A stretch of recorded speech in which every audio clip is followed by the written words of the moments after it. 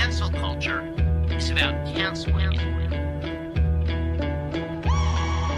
Up yours. Woke moralists. Up yours. Systematic bullying that's happening. And they believe that they did that. Cocaína.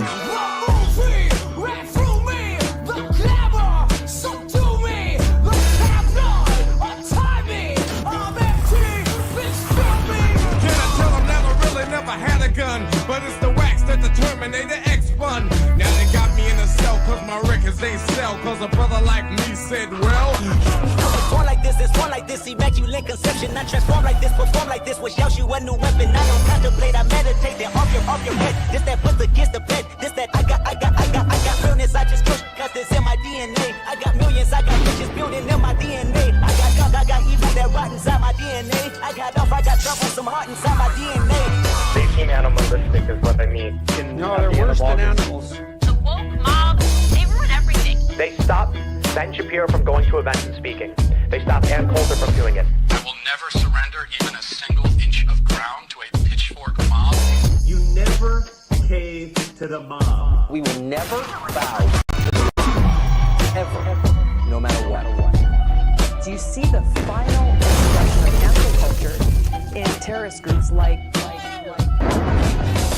We'll see who cancels who. They want you to comply. Hello. Hey, how's it going? Hello. Everybody? Happy Good to to see be y'all. here. Good to see Dead Domain, everybody. Welcome Dead Domain to the program. Welcome, for the Dead first Domain. time. Hi there. Happy to have you. We kicked everybody else off the show, so Lance and myself are just the permanent hosts now, and then yeah, everybody else is We have a very special guest. they're gone. Yeah. Glad to be here. So, Dead Domain, do you want to give everyone a quick intro to yourself? Plug your socials.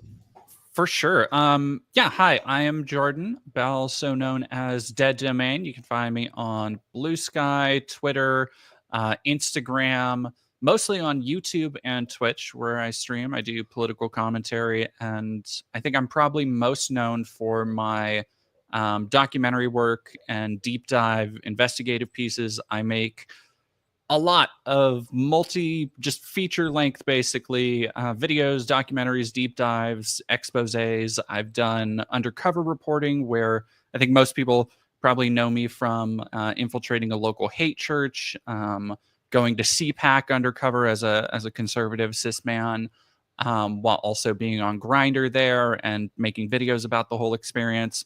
That's kind of just what I do.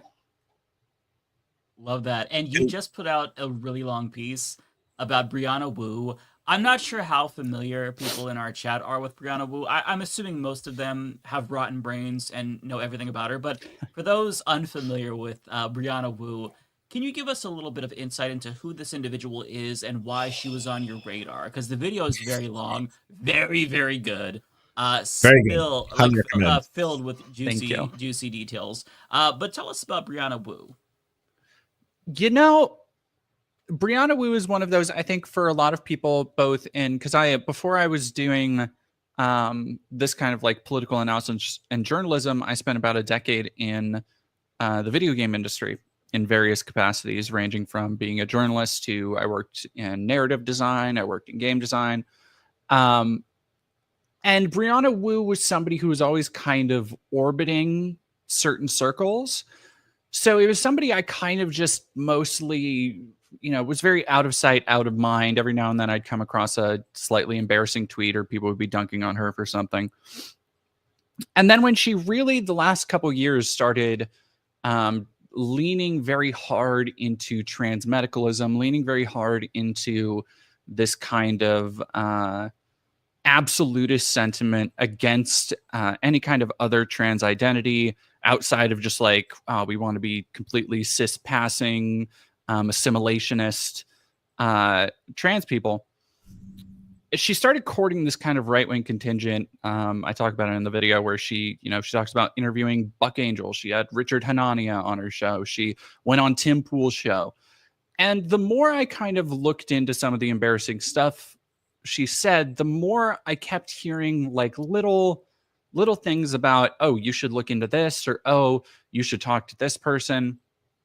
And it all kind of came to a head when she ended up blocking me. And her blocking me, by the way, was not the reason I took on the video. But it was just like she really pissed me off in one of our interactions on social media.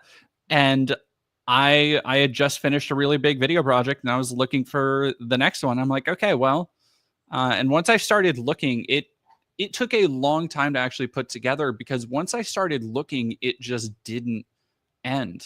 Like when I looked into her background, her history, when I started reaching out to a variety of people who all, they remained anonymous for the video, but who worked with her in various capacities, or they pointed me towards other people I would interview, it just became this ever unwinding thread, really.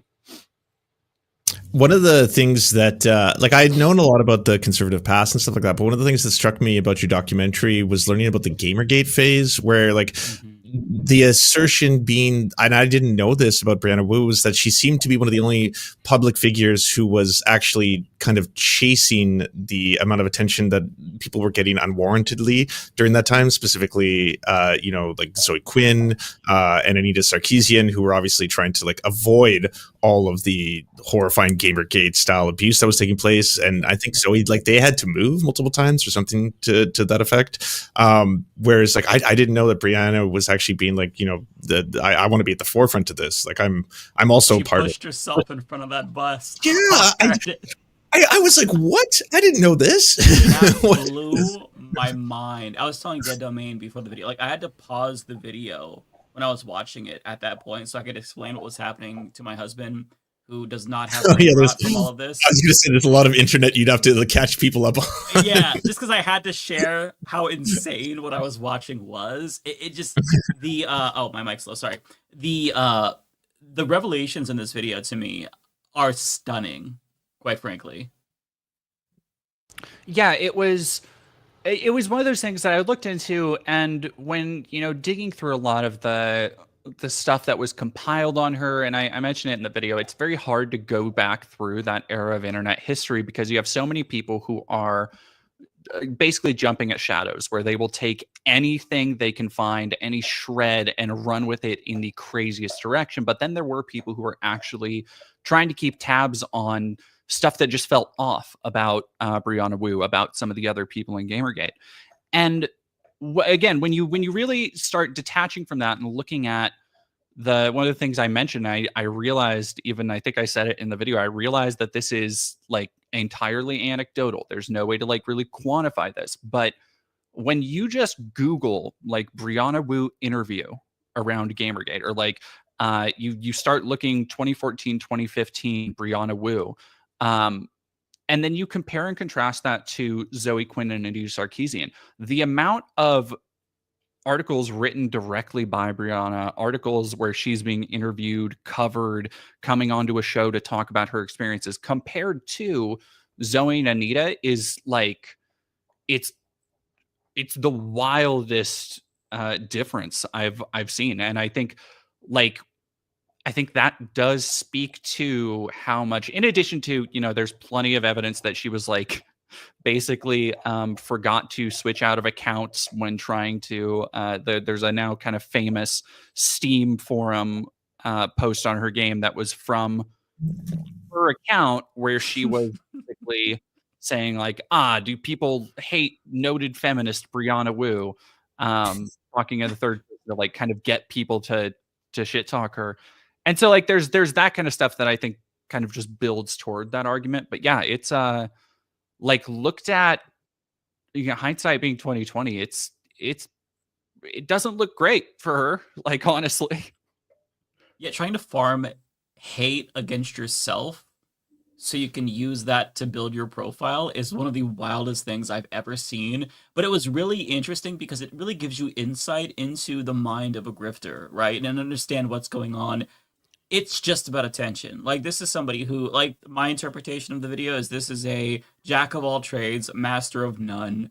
She just kind of goes where the wind is blowing, tries to get ahead in either way, and currently it is very, I guess, I don't know how lucrative it is, but it gets you noticed if you are the trans person who attacks trans people and says that they've gone too extreme and trans people are the reason for their own oppression and things like that. And she's also, for those who are unaware, all of a sudden very big into Zionism, explicitly pro-Israel genocide of Palestine, just really gross. And like we've seen this before, like there's the Jackson Hinkles of the world who basically negative engagement farm. But Brianna Wu is unique in the sense that she straight up like tries to instigate hate against her. She's like the online equivalent of Nancy Mace, who reportedly tried to like go out into the crowd on January 6th and get herself punched in the face so she can talk about it. Like it's mind-blowing to me, the things that you talked about. And even though everything was so insane, like Dead Domain's video, for those who haven't seen it yet,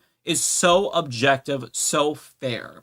Like there's nothing in there that feels like you stretched it. You were very conservative in the jumps that you made, and I felt like it was just perfect.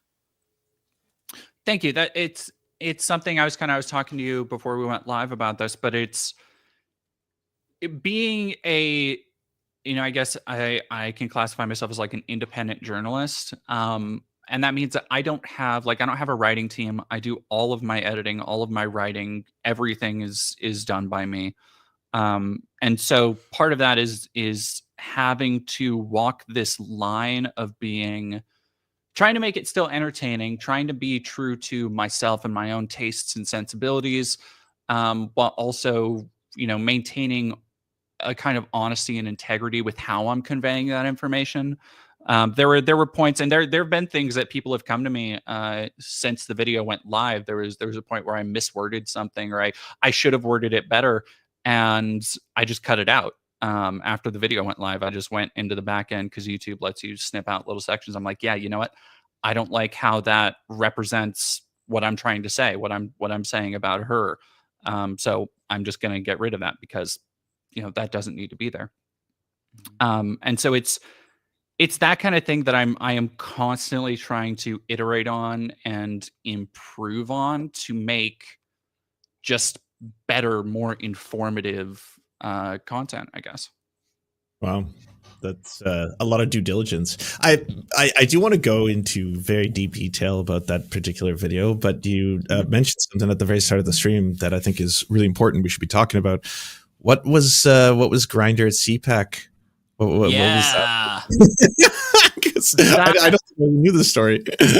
Yeah, so that was part of last year around the time of CPAC. I did a 2-part video where I live in Washington State, and I decided to go undercover to CPAC as a conservative influencer. And so I created an entire online persona that I was able to show people on the show floor, so I could interview them, with the cover being that I had a conservative podcast. I recorded 2 just garbage one-off episodes of a podcast, so if people went and looked, they could see it. I had a whole Twitter account. It was a whole thing. Damn, that's commitment. You were deep undercover. It's if you want to see something really crazy, the beginning of that video has just like a full body shot of me in my disguise. And it had this, I low-key, I kind of wish I kept the shirt, but I burned it all at the end of the video. But the shirt I bought, there were 2. There was one that said, I identify as non-binary. They must have loved that. Oh my God. The amount of, so here's the bizarre part of that is that the shirt was, I identify as non-binary, but then it just had a picture of a pistol on it. And there was no. That's all you need. I like guns. I like making fun of trans people. This is perfect. I hate people. Fucking loved it so much. I could not walk anywhere without people just being like, "Hey, great shirt." And the other one that I low-key, I wish I kept because it's so dumb, was it was like this, tattoo, West Coast Chopper looking tattoo design. But it said, Jesus is my savior, Trump is my president, and it was an image of a cross. And so that was like the disguise I went in. And I was there for about 5 days on the show floor. And one of the kind of sub experiments I was running when I was there was, because you always hear like, oh, the RNC, the Republican National Convention, or any of these other big conservative events, they always have gay prostitutes. They always have like high concentrations of people being on Grindr, of cruising and cruising apps and that kind of thing. And I was like, you know what? I want to be at this hotel because it was in the Gaylord at National Harbor. So I'm going to be at this big ass hotel. There's parties from towards the end of the week. There were parties from, I think TP USA had one. Sebastian Gorka had one. Sebastian Gorka. Yeah, Gorka was like, I got the other funny part of CPAC was being able to go around and like, it's kind of like going to Disneyland for somebody who's terminally like who keeps track of terminally online Christian conservative weirdos. Cause I was just collecting pictures with the most bizarre people like Pokemon. I have a picture of myself with Mike Lindell, Forgiato Blow, Sebastian Gorka, oh God, the Sound of Freedom guy. Oh, I know what you're talking about. Yeah. And so like just very dumb. But all of that is to say, yep, there it is. That's a really good disguise. Holy shit. Yeah. Yep. Yeah. It's so that is, I posted and I talk about this. I think I opened the second video talking about my Grindr experience because it was a lot of, I didn't meet up with anybody because I'm not that crazy, but there were a lot of people who were like, yeah, no, I'm down on. There was one in particular I remember who was, because you can pay like big money to get seats, right at the edge of the stage where Trump is going to speak and stuff. And he's like, yeah, I'm like row 3. I have a seat if you want to come join me. And I was like, I can't.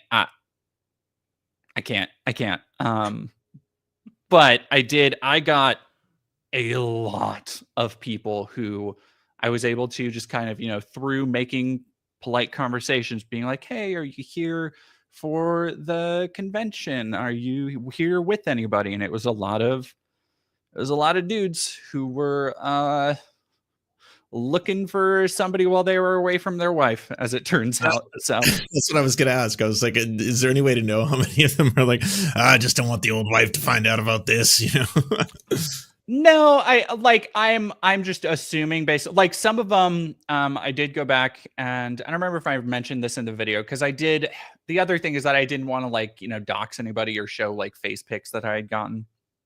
Because it wasn't like, oh, there was, here's a politician, here's, Lindsey Graham or whoever. But it would be like, okay, no, this person either has a wedding ring or has an indent from one. There were a couple examples of that. So took off the wedding ring for the Grindr profile photo. Yeah, it's the indent. I mean, it wasn't profile photos, but it was Grindr photos. So wow, that's so shameless. I love how you name drop Lindsey Graham. It's just like nobody even like thinks that he's straight at all. Like I feel like there's nobody. But yeah, that's an example of what I kind of do for work. That. Lindsey Graham, he pays for high class sex workers, like upwards of probably $5,000. I don't think he's probably on Grindr. If I had to guess, anyways, this is all speculation. He might have a husband like behind the scenes, honestly. Yeah, I think there is something to like a lot of the guys just using it as an excuse to like party it up when they're away from their families or just out and about. But it was, that's the CPAC Grindr experience. That's amazing. Wow. That's amazing. No, my CPAC video. Anyway, sorry. No, go ahead. I look back on that one and I'm still like, there are still things that I look back on and I'm like, God, did that really happen? I overheard oh God, what was it? I overheard a conversation in the lobby when I was eating breakfast one time between a lawyer who was representing like one of the whistleblowers on like a transing kids case, and she was talking shit about Ted Cruz and how she knew him. And I also, the very first day I came across Mike Lindell just chilling in a hallway, which was surreal. And He gets around. Yeah. Oh boy, does he. What just a ball of energy. I never came across him at a point where he was not just at 11 all the time. Yeah. Yeah. Adult ADD in action or something else. Oh boy. I'm not sure. Mm-hmm. With when you met Sebastian Gorka, is his voice a theater voice? Does he put on a performance, or does he actually speak like that all the time? Yes, he very much like that's the way he speaks. Like I went like, oh my gosh, Sebastian, I'm such a, he was like, yes, please, yeah. And it was also, and I try not to like physically shame people or make fun of physical attributes, but it bears saying that his head is huge. Just a massive melon. Like it is like it's what they intimidating in person. It's crazy. He's got to have some way to store that giant brain of his, right? Oh boy, doesn't he? Yeah. Careful judged IQ. It does make the head heavier. Yeah. I feel like Dead Domain, I don't know if you would consider yourself an expert, but I feel like you're an expert on grifting at this point. Not just because of your journalism, but because of your deep dives. I wanted to pick your brain about other grifters in the space, because there's definitely a left to right pipeline. And I think that most of these people are either cranks from the beginning, but they hide their power level, or they are just kind of following whichever way the wind is blowing, like Brianna Wu. The latest one that I'm unfortunately being familiar with lately, which I didn't really know much about this person, is Lindy Lee. She just launched a show with Anna Kasparian and Jillian Michaels on the Valuetainment network, and it's very much like The View. And so she went from being a Kamala Harris campaign surrogate to a Trump booster within the span of like 2 months. And she was just on a show with Tara Palmieri, and basically Tara was asking her, and I have the clip too if we want to watch it. Tara was asking her like, well, why should we believe you? You were just a campaign surrogate. And her answer is so funny to me, because she's basically like, I have no choice. Politics is my whole life. What do you expect me to do? It is so funny. And like, she was an unpaid surrogate, just to be clear. She fundraised for the Democratic Party, but she was a surrogate and acted as if she was like, she had no choice but to do propaganda for Biden and Harris, even though deep down she was so conflicted and was always conservative. But like, the clip is like a minute that Tara had shared. I would love to see it, honestly. Yeah, the whole interview is around 40 minutes long, and it's very entertaining. But this portion in particular, shared by Tara, is a good snapshot into like what's going on with the mind of this person. Not much, but I'll shut up and just and play it. Fair. People can totally change, but the question is, you worked for a campaign. I didn't have a choice because I was a Democratic. Nobody has to work. You're not getting it. Politics is my entire life. What do I do without politics? So you don't believe what you're doing? Are you like, should I become a teacher or something? Are you asking me to change my profession? I actually think that if you're gonna stand up and speak for other people as a surrogate, if you're gonna work for a campaign, and now you're going to come out with a book, like, you should believe in what you're saying. Like, if you didn't believe in it then, how are we supposed to believe you now? This is my truth. Take it or leave it. I don't need you, Tara Palmieri. I don't need you to believe me. This is just my truth. And I have the receipts. I'll leave your truth, sweetie. Thank you. I love that. I love the like TikTok psychology speak of like somebody calling you out for like, how can we trust you when you were saying the exact opposite shit like a month ago? And they're like, well, you know what? I thought this was a safe space, and I'm living in my truth, and I'm feeling really vulnerable right now with you guys. I'm like, oh, that's pretty good. That's pretty good. I like that. That's funny. It's like a record shift from left to right, to where you go from being a surrogate, like the democratiest Democrat in the country, to hosting a conservative show on a conservative network, attacking trans people, attacking immigrants, and you have a book somehow. Like, it's like the whiplash is insane. Who was with you just a couple of months ago that followed you here? It doesn't make any sense to me. And even if, like, okay, if you don't care at all about the politics and you're just saying what you think is going to get you a paycheck, isn't this like the most tacky way to do a grift? Like, doesn't there have to be at least a little bit of self-awareness to where you finesse the audience? Like Anna Kasparian, this has been a year-long journey to the right. You know, it's not as subtle as Dave Rubin, honestly, in my opinion. But like with Lindy Lee, it's like she flipped a switch. Like, I hate woke now. Like, it's insane to me. Have you seen her take? Have you watched the? I have not watched the thing. Have you watched it, Dead Dummy?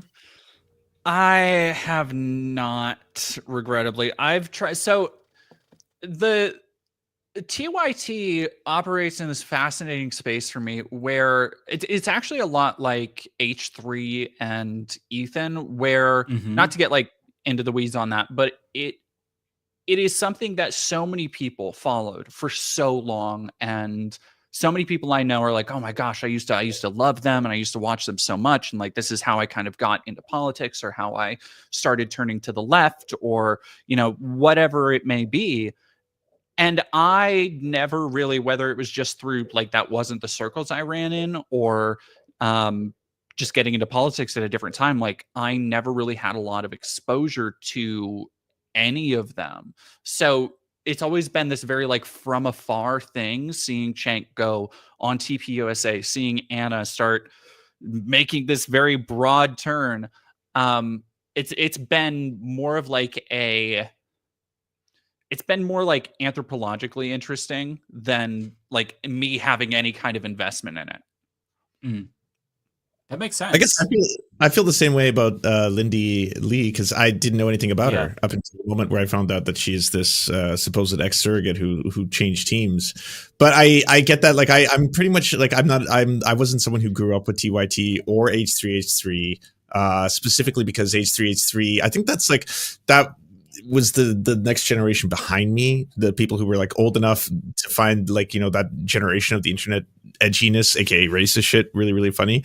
But I respect and I love a good growth. Who doesn't, right? Like someone who just effectively is like, hey, I used to do a lot of terrible racist shit, I'm ashamed of it, and I'm going to work to being better. All you can ask of another person. It's kind of like why I think iDubbbz, it really came around better than Ethan has in this entire regard.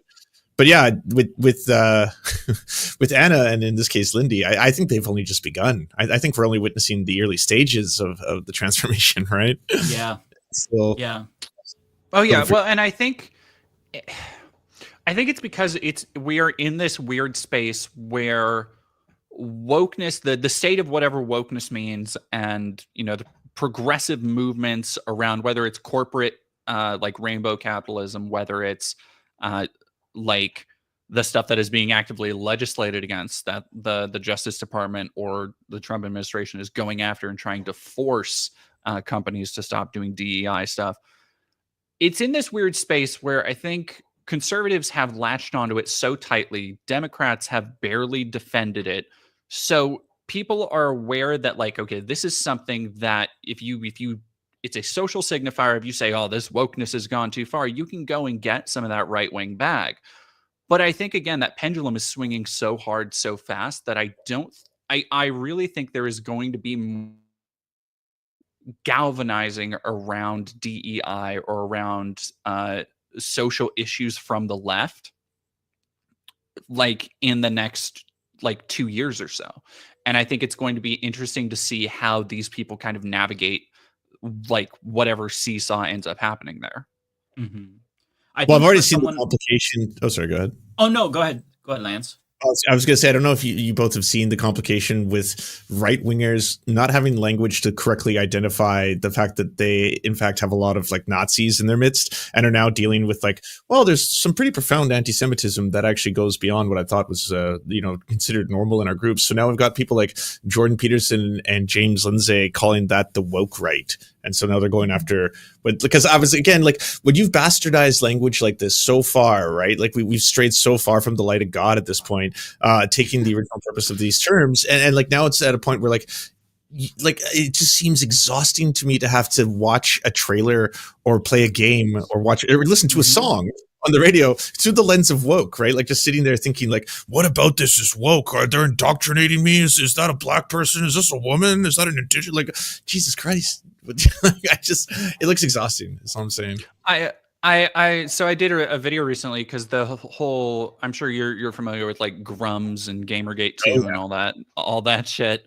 And it's like, love me some Grums. Big fan of Grums here. I read some of his erotic exploits on stream at one point. I didn't know that was a thing. Oh, it's good. It's good stuff. But I did a video recently kind of just talking about Gamergate 2 and how this movement really failed to do anything. And I think a large part of it is because so many people from outside the movement, like the way that they were pitched it just doesn't appeal to most gamers. Most people, they buy a game, they see a game that looks cool, they buy it, they play it. And the way, like you were just saying, the way these people consume media is going in, thinking there's going to be something woke, finding something woke, and then making 1,000, 10, 11, barely hitting the YouTube ad limit videos about how this character is now black and this character is this secretly trans. This character has a like short haircut and has blue hair, and it is so exhausting. There was the Fighting Cowboy, who's a streamer I wasn't familiar with before he kind of went viral for a little bit of a rant, like because people as he was playing it very much was, and it was cool to see that from like just a very traditionally cis white masculine dude, because it is, I think it's something that more and more people are getting tired of, where this, speaking of pendulum swinging back and forth, this is where I remember so many people complaining about social SJWs and social justice warriors like 10 years ago, where they were like, everybody's you can't say this with it, and we still hear this shit. You can't say this without offending everybody. Yeah, exactly. SJW, woke, CRT. And now you cannot, you literally cannot say shit without triggering to use their lexicon, all of them over, pick a topic. Yeah. They Yeah. are the snowflakes that they said we were. Yes. No, it really is. Yeah. And it's like, I think you said in your video that it's a rehashing of the satanic panic kind of idea.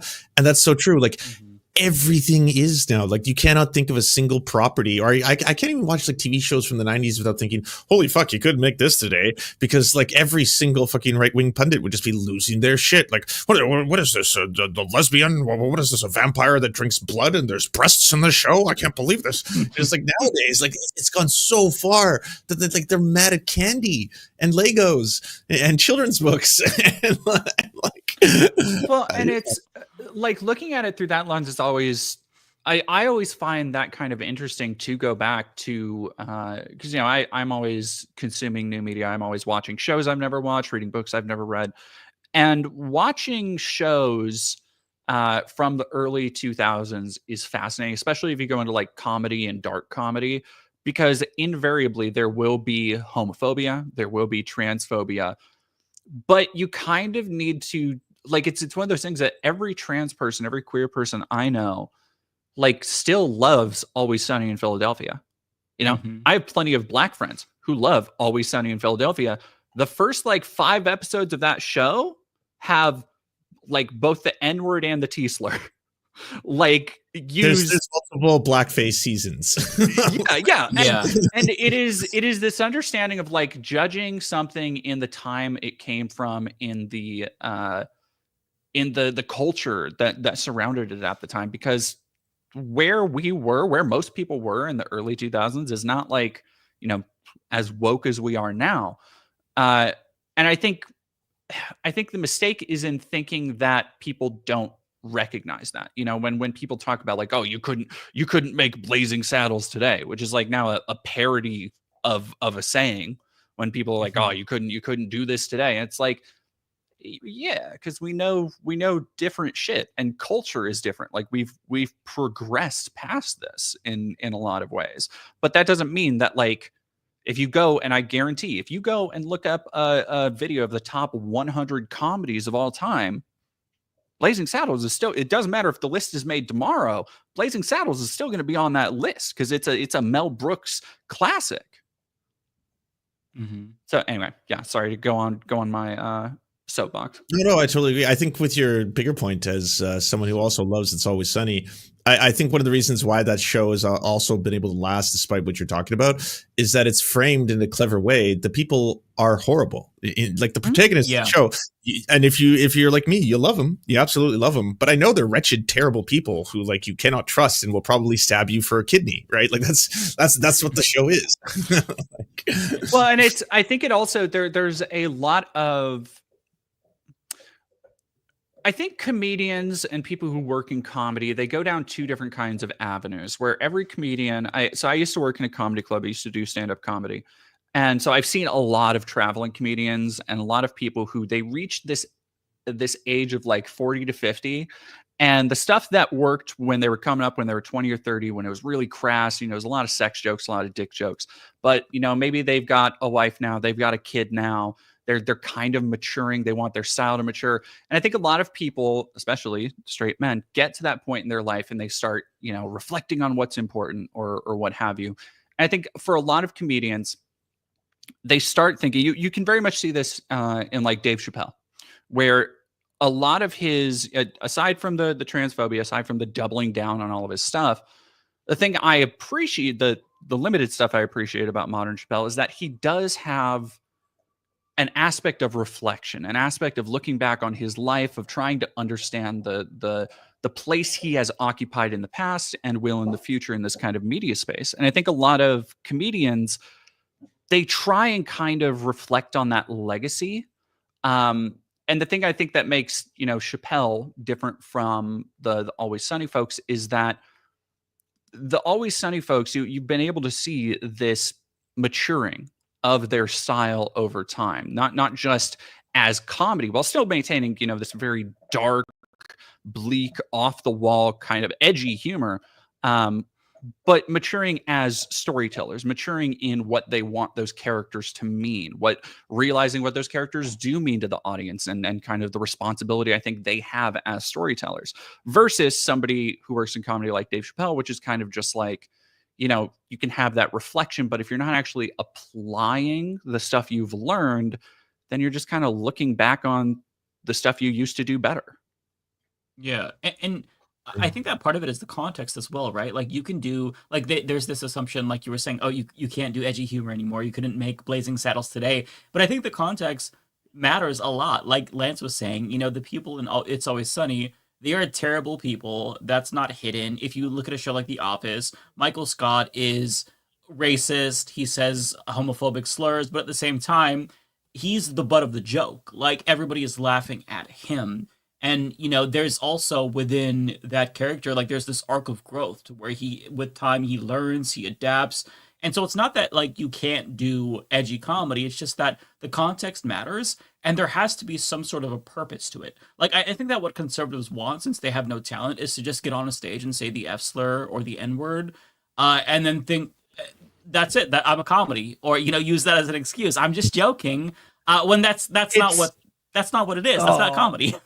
The number one thing that like I would say it to myself, and I would say it to other comedians because they recognize that it's just so stupid. The thing when like Dave Landau or any other number of kind of like Joe Rogan or Steven Crowder orbiters would come through the club, they would say something like heinously offensive, and it was the type of shit you hear all the time on social media, but then they would cover it up by being, these are just jokes. Like, we need to learn to laugh, and we need to learn to sit back. And it's like, but you're not laughing at yourself.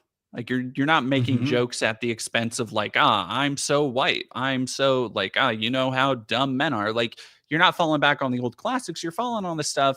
There's a term I've heard people use called clapter, where it is like you are saying something that you know your audience already approves of, so that they can feel themselves or see themselves vindicated in believing that on stage. If you JP Sears is a really great example of this. He had a it was infamous for a second there, but he had a stand-up set at the club I was at, actually, where he went on a rant about if a trans woman tried to use a restroom, she should get like beaten up, basically. Sure. And it drew like cheers and applause from the audience, because that's like the audience was going there to hear that kind of shit. There wasn't really a joke there. It was just like, this is what's going to happen. And it's that I always think of that in the back of my head. Well, it's really low hanging fruit to like, I find that's the problem with most modern comedian podcast circuits right now. And I've heard that from a lot of other stand-up comedians who said that like this entire space is a new dynamic. It's dominated by a lot of mostly straight white men who are super famous on the internet, all have podcasts, and they have these basically tangential comedy clubs like the Mothership for Joe Rogan, etc., or the Kill Tony stage and stuff like that.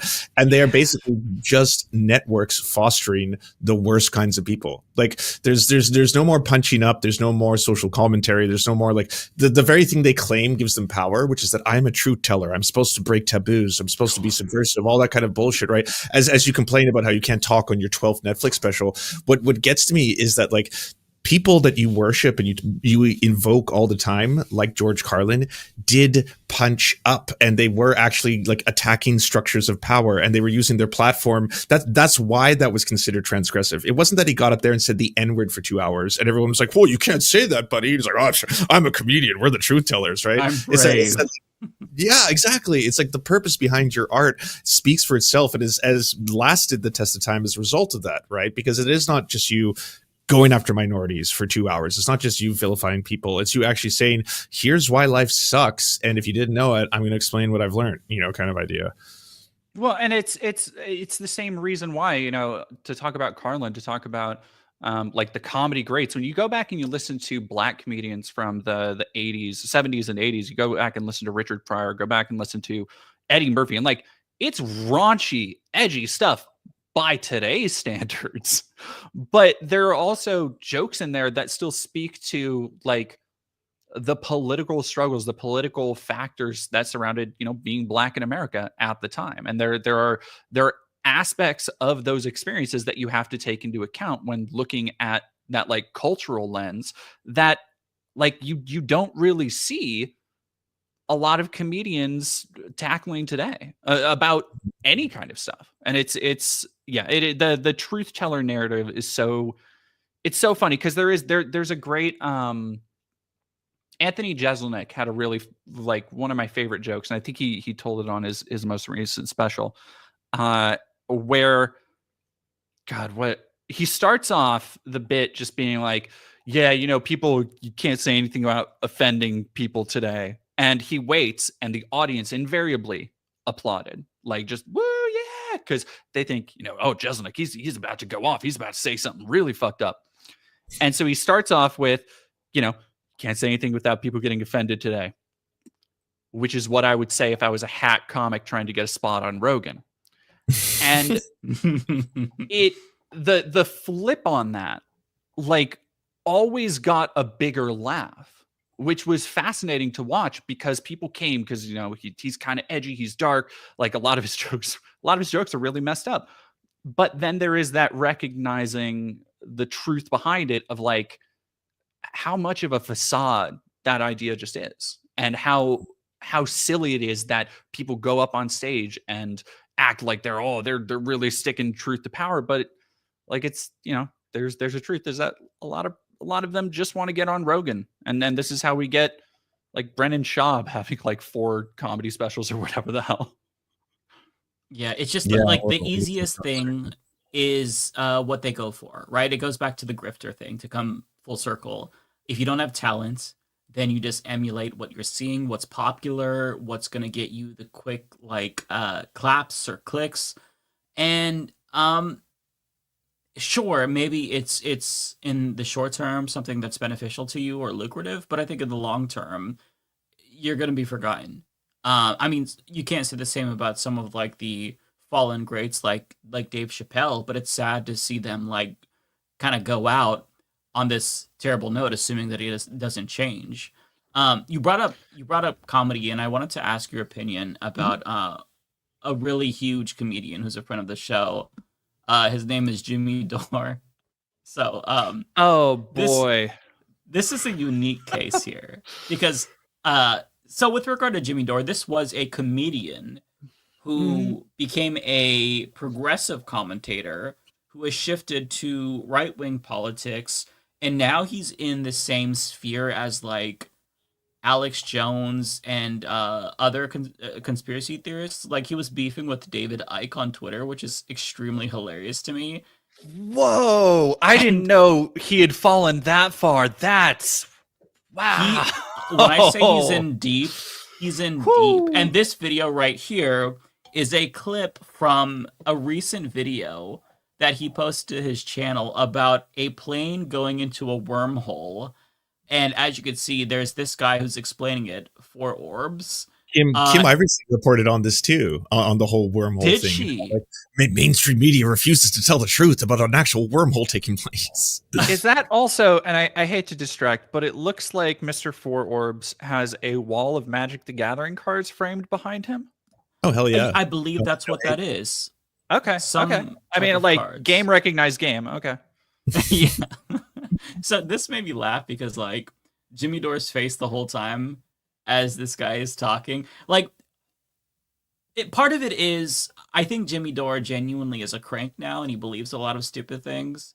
But at the same time, I think that he realizes that he's in too deep, and this isn't necessarily the path that he wanted to take, but he's here now, so he just has to deal with it. And I feel like all of these realizations are bubbling up as he listens to this guy. And this is just what I'm guessing based on like his reaction to this. So I'll just play, like, this is a relatively short clip. I mean, this is 7 minutes, but you just gotta watch like a couple of minutes just to get a sense of it. The last thing I want to point out is that in that clip, the last thing that happens is the orbs blur. Whoa. And then right after they blur, they pop out and then they converge on the plane. They can actually control these orbs just like little magnets. And just by changing the orientation and the spin of that magnetohydrodynamics, they are basically changing the configuration of the orbs. Like go from configuration 1 to configuration 2, and then the orbs just automatically converge towards the middle because now they're attracting. As long as the orbs are configured in a very specific configuration, they'll either spin around the plane or they'll come together. And when they come together, those are extremely powerful balls of energy. So once their magnetic fields start to intertwine, well, this is where the four if you orbs. were to look at the sun and look at those like huge magnetic fields that get created on the sun, they start to twist around and break. You're gonna have the magnetic fields break and begin to reconnect.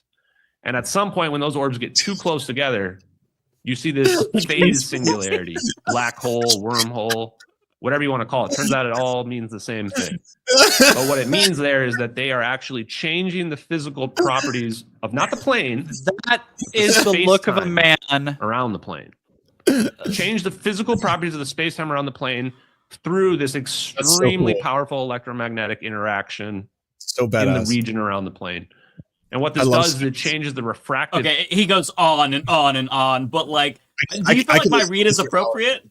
Like, yeah, that's the look of a man. That look from Jimmy is the look of somebody who, like, you see it on Alex Jones every now and again, where he'll have a guest on. Like, okay, if you want prime Alex Jones, like realizing, having his Ozymandias moment, like, was when he had Nick Fuentes and Ye on, and you can just see on his face sometimes where he's just like, how did this happen? Like I'm trapped here. I have nowhere to go. Well, And giving them that's what passes. Jimmy Dore is looking like. Yeah, no, like that's oh, He's like, that's you just love the costumes. You don't love the Nazis, right?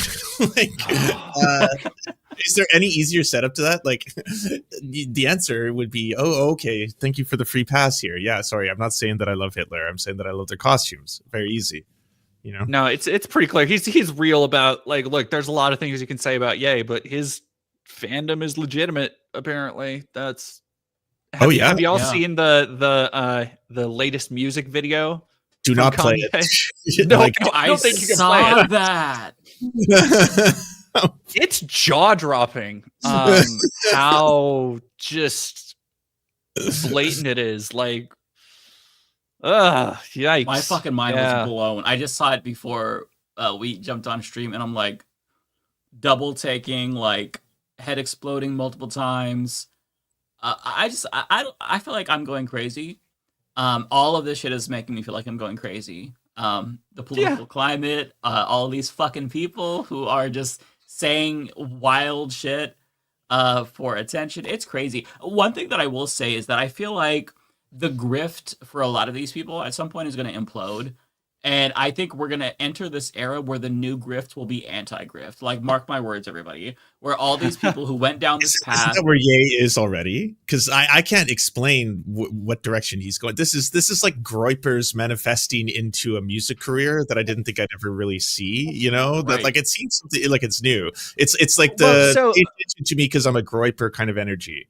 Right. Ye is fascinating to me because, like, I don't think it's a grift for him. I think, like, it, you know, it's not a original observation to be like, he is somebody who is going through and has been going through for years now a very real mental episode and has not been helped by the people around him, and is now, like, the grifters in his orbit are people like Nick Fuentes, are people like Sneeko, who are, you know, like, Nick Fuentes burnt his credit by not supporting Trump in the last election and is trying to just find whatever niche he can wriggle into because he made his bed by being the new George Lincoln Rockwell in his late teens, and now that's just like all he can do with life, kind of like Alex Jones. And then Sneeko, I don't think he has enough brain cells to rub together to, like, be forming a grand master plan on where this is all going.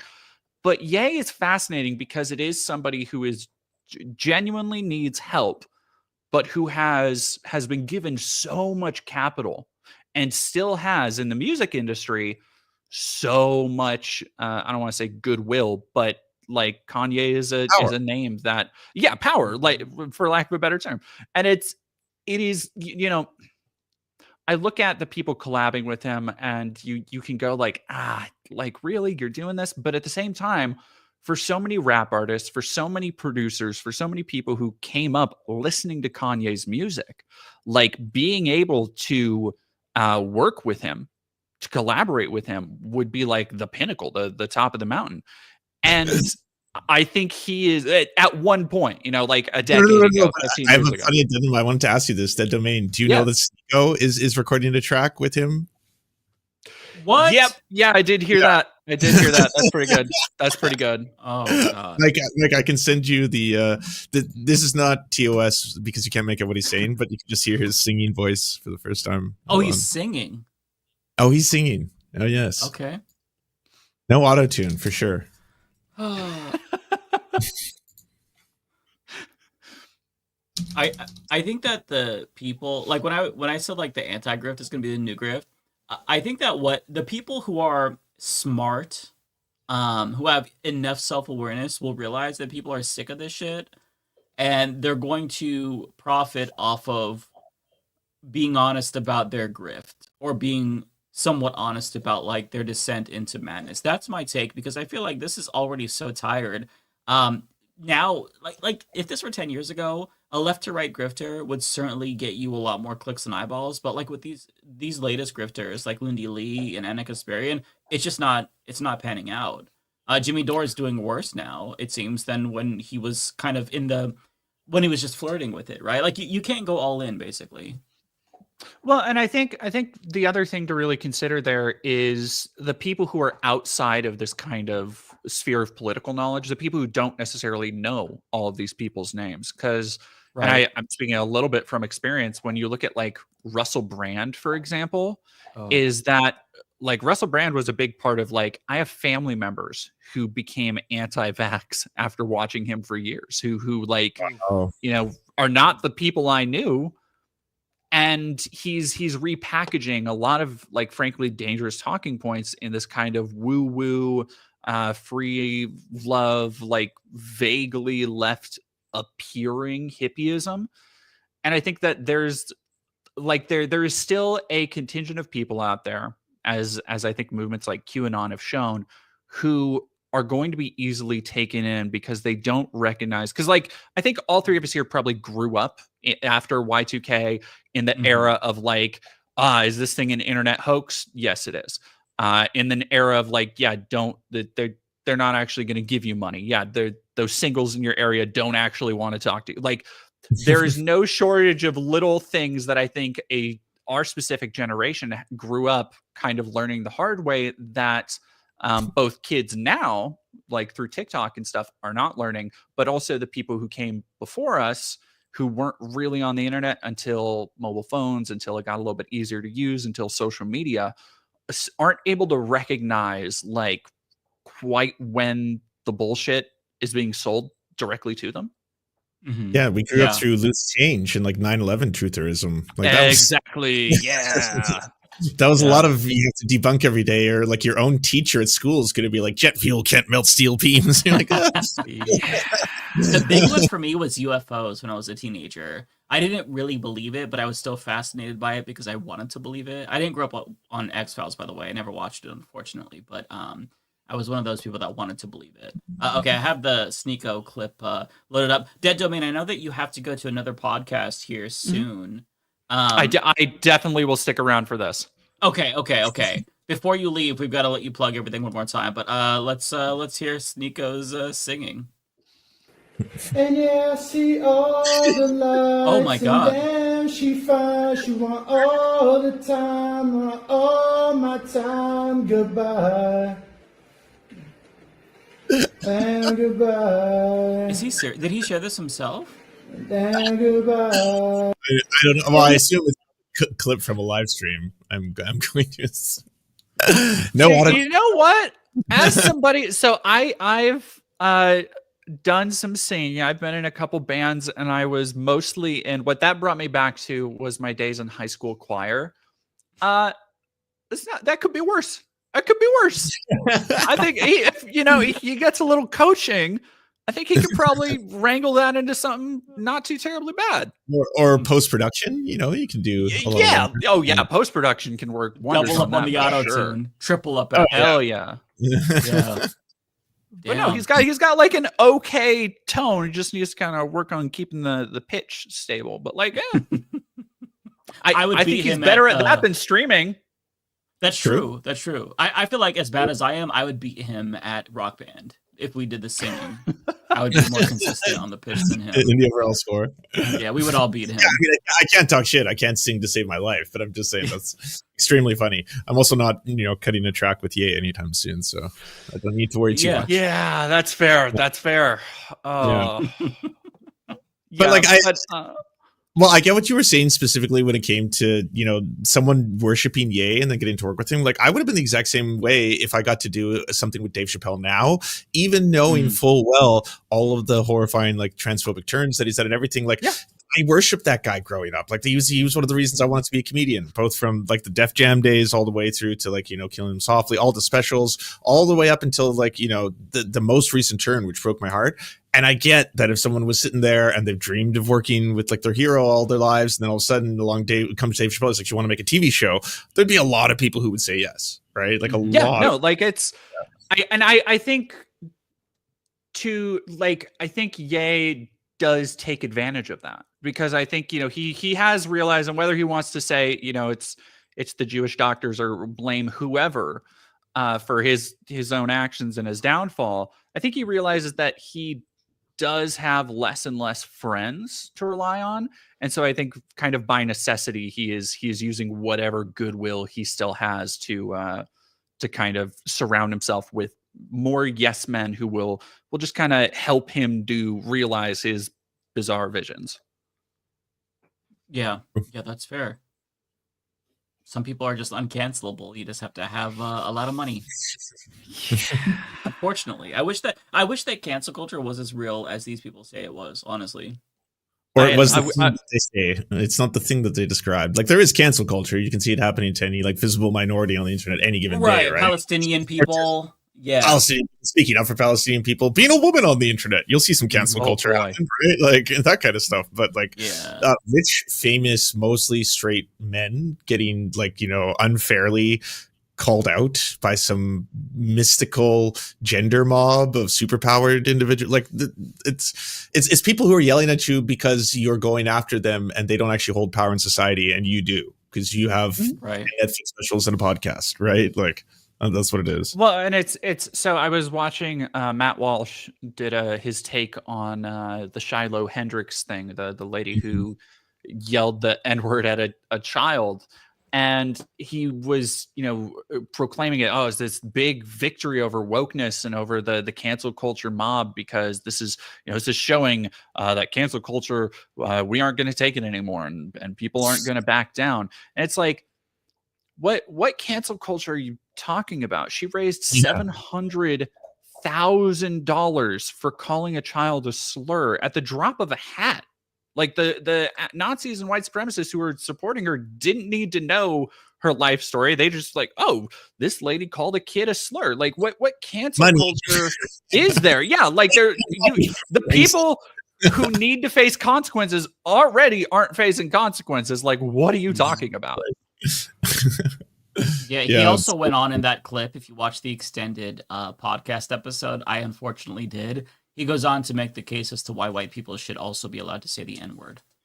That's what it's always very that's enlightening.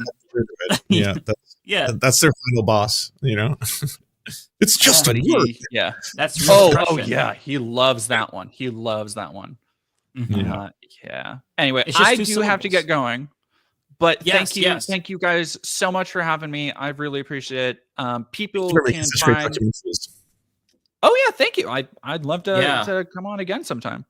And you can find those at. Oh, hello, my dog wants to say hi. A dog. Okay, can't quite see her in the frame, but you can find my work at Dead Domain on Twitter and Instagram and YouTube. Where you can find that Brianna Wu documentary and me infiltrating CPAC and the NIFB hate church and all sorts of other fun stuff and projects I've taken on. Good shit. Go subscribe to them, everybody, right now, immediately. Yeah, do it. Thank you so much, Dead Domain. Absolutely. Thank y'all. Oh, hello, dog. Hello. Okay. Bye. Bye. And then there was you. But wait. Somebody else has entered the building. Oh! How y'all doing? It's Binder. How was the show so far tonight, guys? It was most excellent. It was probably one of the best episodes we've ever done. Yeah, because you weren't there. I was watching a little bit on my train ride back home, and I heard Dead Domain talk about how Brianna Wu was going around getting interviews during Gamergate. And I just got to say, one of those people who interviewed her during Gamergate was Really? Listen, how was I to know? I saw someone who was getting harassed online by a bunch of right-wingers. And I reached out, and she was ready to talk, and so I had her on to talk about that. She didn't talk about Israel and Palestine then. Well, if you watch Dead Domain's full video, they put a clip of David Pakman interviewing Brianna Wu from the same era, and Brianna Wu gets pissed off at David Pakman, accuses him of doing a hit piece. Wild shit. Just you have to watch the documentary, even if you don't care about Brianna Wu in particular, because I think that it really is. It gives you like this insight into the brain of a grifter and their modus operandi, which is just to like get as much attention as possible at all costs, positive, negative, it doesn't matter. And Brianna Wu like is the embodiment of that mentality. Right. Well, Listen, also, I don't think it's I don't necessarily I guess I'd have to hear more of what Dead Domain was saying, but you know, I do feel like we shouldn't really and I'm sure Dead Domain has obviously did great work and has I missed this part of the rest because I was going under a tunnel and everything, but I do think like, you know, if someone handles their harassment by coming out and talking about it as much as possible, I think that's fine too. Obviously, that's how they would handle it. Right. You know, I think, you know, with everything we know now, we can easily look back and, you know, Monday morning quarterback it all. But, you know, I think I had her on the majority report. You're responsible for her rise. How good is this? I got a nice Zateo goodie bag. Oh, nice. Wow. I gotta say, there was a lot of people there. What did you go to? What was it? Yeah, what's going on? It's the 1 year anniversary of Zateo.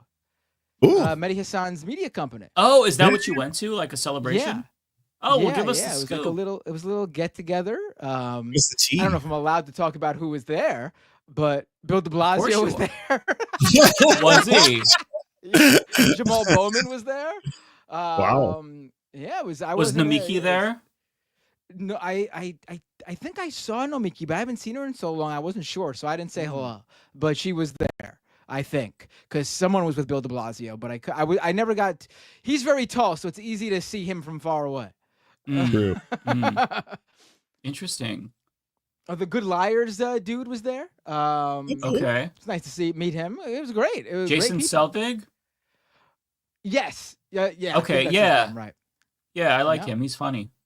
Yeah, it was. That's really met some cool. people Do you think yeah, it's it was good time. news or bad news that there were like actual Washington insiders there? Do you think it's because they're trying to like appeal to lefty and progressive media, or it's because they're just looking for anyone? Jamal Bowman was there because he has a show on Zateo now with Cory Bush. Yeah, but I honestly I think if Nomiki was there, which I believe she was, she probably got the invite and she invited Bill de Blasio to come along. I don't think. I don't think he was there for any larger reason than to just show up at an event that was, interesting to him. Thought spasm in one of our chat says, Matt is breaking Chatham House rules.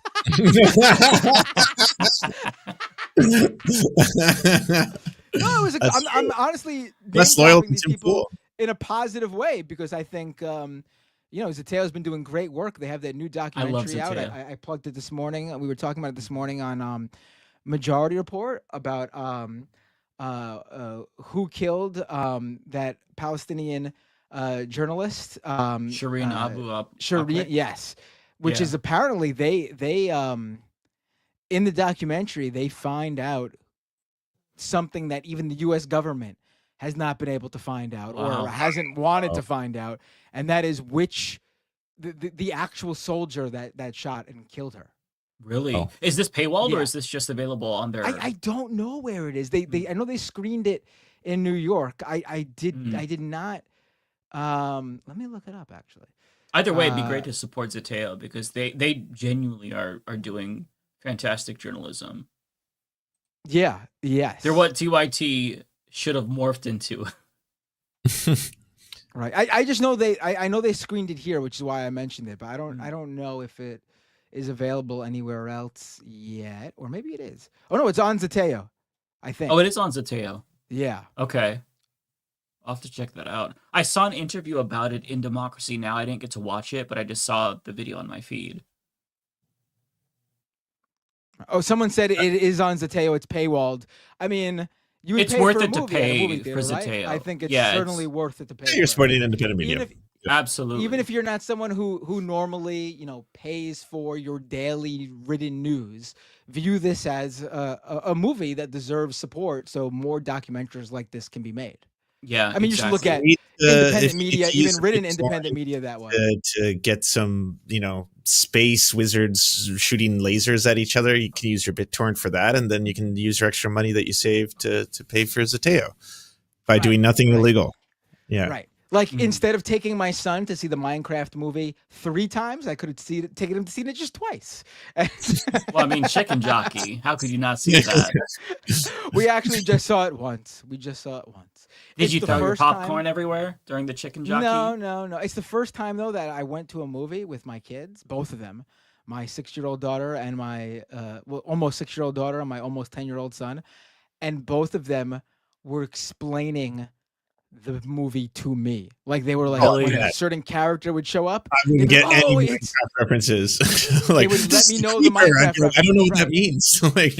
Like when the dudes with the weird noses first showed up, my daughter's like, oh, the villager, and I was like, oh, that's what they're called. I had no idea, honestly, because I've never played Minecraft. I have put quite a bit of time into Minecraft. I was just playing creative mode. I built a whole city. That was like my panic therapy when I had really bad panic attacks. I put a lot of hours into it. It was very fun. So I know creepers. I didn't know about the Chicken Jockey thing. I had to look that up because I'm too boomer for that. But yeah, I like Minecraft. I haven't played it in a while, but it's good shit. Also, I think like that movie really gets across like just how likable Jack Black is. Oh, see, that's really, the thing that's kind of keeping me. I thought everyone really annoyed by Jack Black. Yeah. Really? I thought everyone loves Jack Black. I'm just like, so he does tired sort of play the his same. antics. He threw his bandmate under the bus to defend. That too. Oh, I forgot about that. Right. Yeah. I'm talking acting wise. I'm talking about entertainment wise. Oh yeah. Everyone forgot Jack about Black. that. All right, Yeah. I gotta rewind a bit. Yeah. He's a little coward cuck. If he gives his bandmate some residuals from Minecraft, I think all should be forgiven. I do think he's a very likable personality in these movies, though. I get why kids like him, at least. Yeah. I do have another video. I don't think anybody has really talked about this yet. It just dropped today. I'm not going to give you any context. I'm just going to press play and let you all react. Okay. Oh my God. This is a Leftist Mafia world premiere.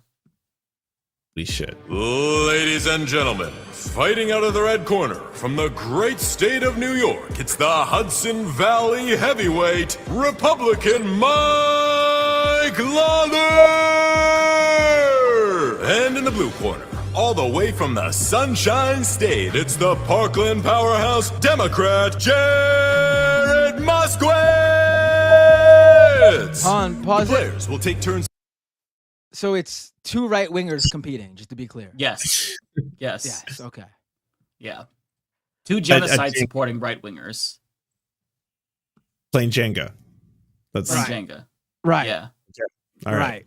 Oh, which boy. feels symbolic for our current government and how it's all ready to come tumbling down at any moment. You know, it's funny because I was on Majority Report that you're playing this. I didn't even see this. I had no idea this existed. But I was on Majority Report earlier today, and Emma was out, so Sam was filling in. How so many people are intaking politics now, but the political content they take in and consume needs to be presented in a very like game show-esque YouTuber type way, like how the Jubilee debate Sam did. Look how it was. They had to compete to get to the seat for him, and they would vote it off the island when they weren't liked anymore. It's the reality televisionification of politics. And then like here you are showing me this thing that I've not seen that even more perfectly presents my argument for me. This is ludicrous. Yeah. Politicians should not be playing Jenga together to get across some sort of political point or idea. This is ludicrous. Mm-hmm. Now, wait, do they actually have political discussions in between the turns? Is that part of it? Is it well, you'll get a little bit of a sense as to what they talk about here as the trailer goes on. This is courtesy of The Recount, by the way. So this is a liberal outlet that is facilitating this. You can kind of see the logo on the Jenga pieces. But yeah, so they pull cards and then they ask each other questions based on the cards that they pull. So I'll go ahead and there's about 30 more seconds left. Asking each other increasingly uncomfortable questions about their personal and professional lives based on the color of the block they pull. Kiss, marry, avoid. Which member of Congress do you think most reminds you of the 40-year-old virgin? Tell the story of your first kiss, Mike Lawler. This is a very creepy one. This is the most awkward. Okay, you know what? This is even worse than I thought. Yeah. At least get ready to rumble! Jubilee presents the game, uses the game show, the game show Aesthetic. idea the aesthetic, yes, to still get across political discussion and debate. I think I'm not like knocking that. I was knocking the idea that that's what people today need, but they do what they do and they do it well, and people consume political debate, and that's always good. I think it's just unfortunate that the society needs that presented that way. But this is not that at all. This is stupid. This is not anything. I don't care about this stuff about politicians. They're not entertainers. They're not celebrities. I don't give a shit who when their first kiss was. What I would like to see is when their first trial is for war crimes, because both of these motherfuckers in that clip voted numerous times to send more material aid to Israel as they are doing a genocide. So it's like they take the biggest fucking ghouls, the biggest grifters. By the way, Jared Moskowitz voted to censure Al Green. They take these pieces of shit and then they try to make them appear more personable when these people do not deserve to be humanized, given what they've done with their votes and positions of power. I think it's gross. The recount I've never had strong feelings about the recount. They're just another liberal clip posting Twitter account.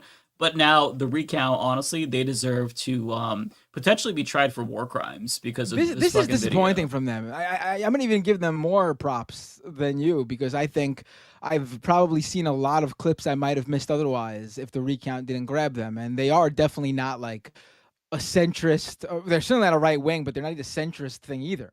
They always came across as like, maybe normie lib, which again, I could be an ally with a normie lib, as long as they have decent politics all around.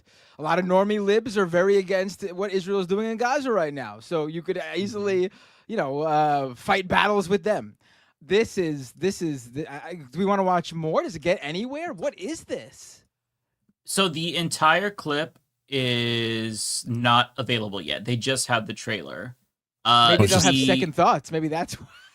What is the response to this? Don't release that. So on the YouTube video, there's 0 comments. It's just like a premiere screen. On the Twitter post, there is 0 comments, 2,000 views, 2 retweets, and 2 hearts. No replies. Or actually, wait, hang on. There's 1 reply from 1 person, Michael Leone, who says 2 insufferable members of Congress. So it's going great for them. Lots of engagement. This is the most engagement they've gotten. So congratulations to the recounts. I really, we're big fans. I really don't get the point of this. Again, if they had to do the Jenga idea, it's just low tier slop, internet slop. But present it. But like, if they had to do the Jenga thing to get people's attention so they watch, and then presented even in an entertaining YouTube, TikTok, whatever type way, still political discussion, I would give the pass. You got to do what you got to do to get people to engage and consume maybe what would be considered dry content for most people.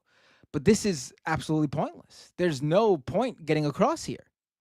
They have 329,000 followers and 2 replies. One of them is from themselves. The other from Michael Leone. Shout out to Michael.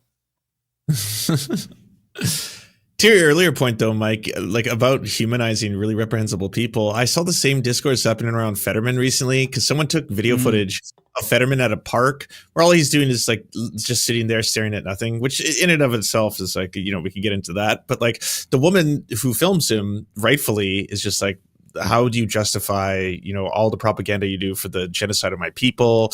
You're disgusting, shame on you.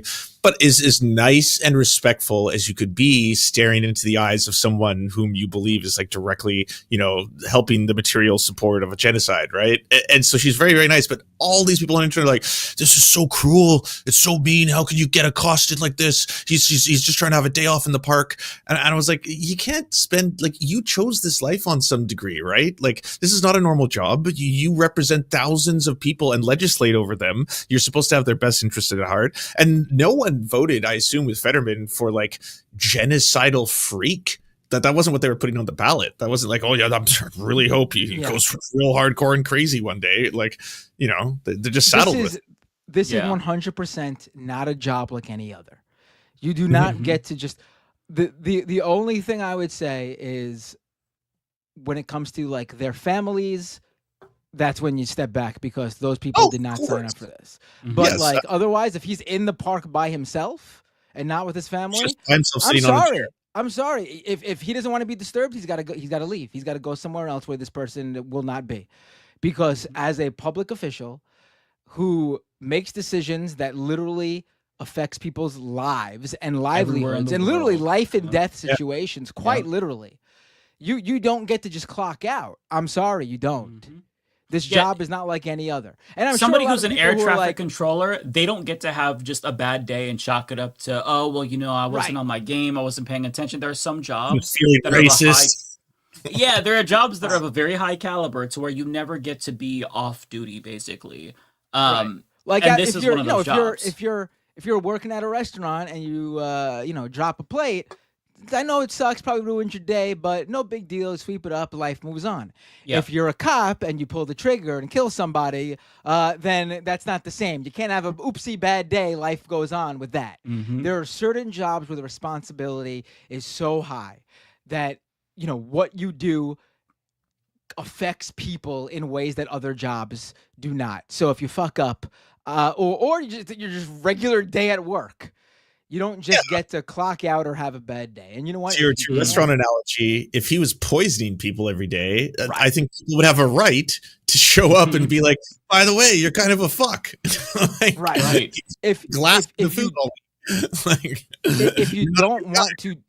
you don't want to face these things that come along with the job and the territory, then don't fucking take the job. Don't become a cop. Don't become a doctor. Don't become a air traffic controller, and don't become a fucking congressman.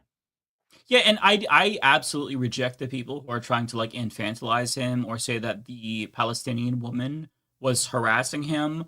I'm sorry, but like having depression or a mental health issue, it does not give you an excuse to be a piece of shit. And it also doesn't excuse you from your job. You are a member of Congress, a senator in particular, whose votes has led to literal death and destruction. You don't get to just say, I'm depressed today. Sorry, don't be in that position if you can't deal with it, okay? Take your medicine, which he's not, by the way, because in response to that report from the New Yorker, I think, which is the one that published that piece, a journalist was asking him, your staffers are worried that you're not taking your medicine, are you? And he just says, it's a hit piece. So he's not taking his medicine, in other words, because he didn't answer the question. And now I want to show you, this came out just today, actually. In response, I think this was in response. I forgot to take my anti-genocide pills today.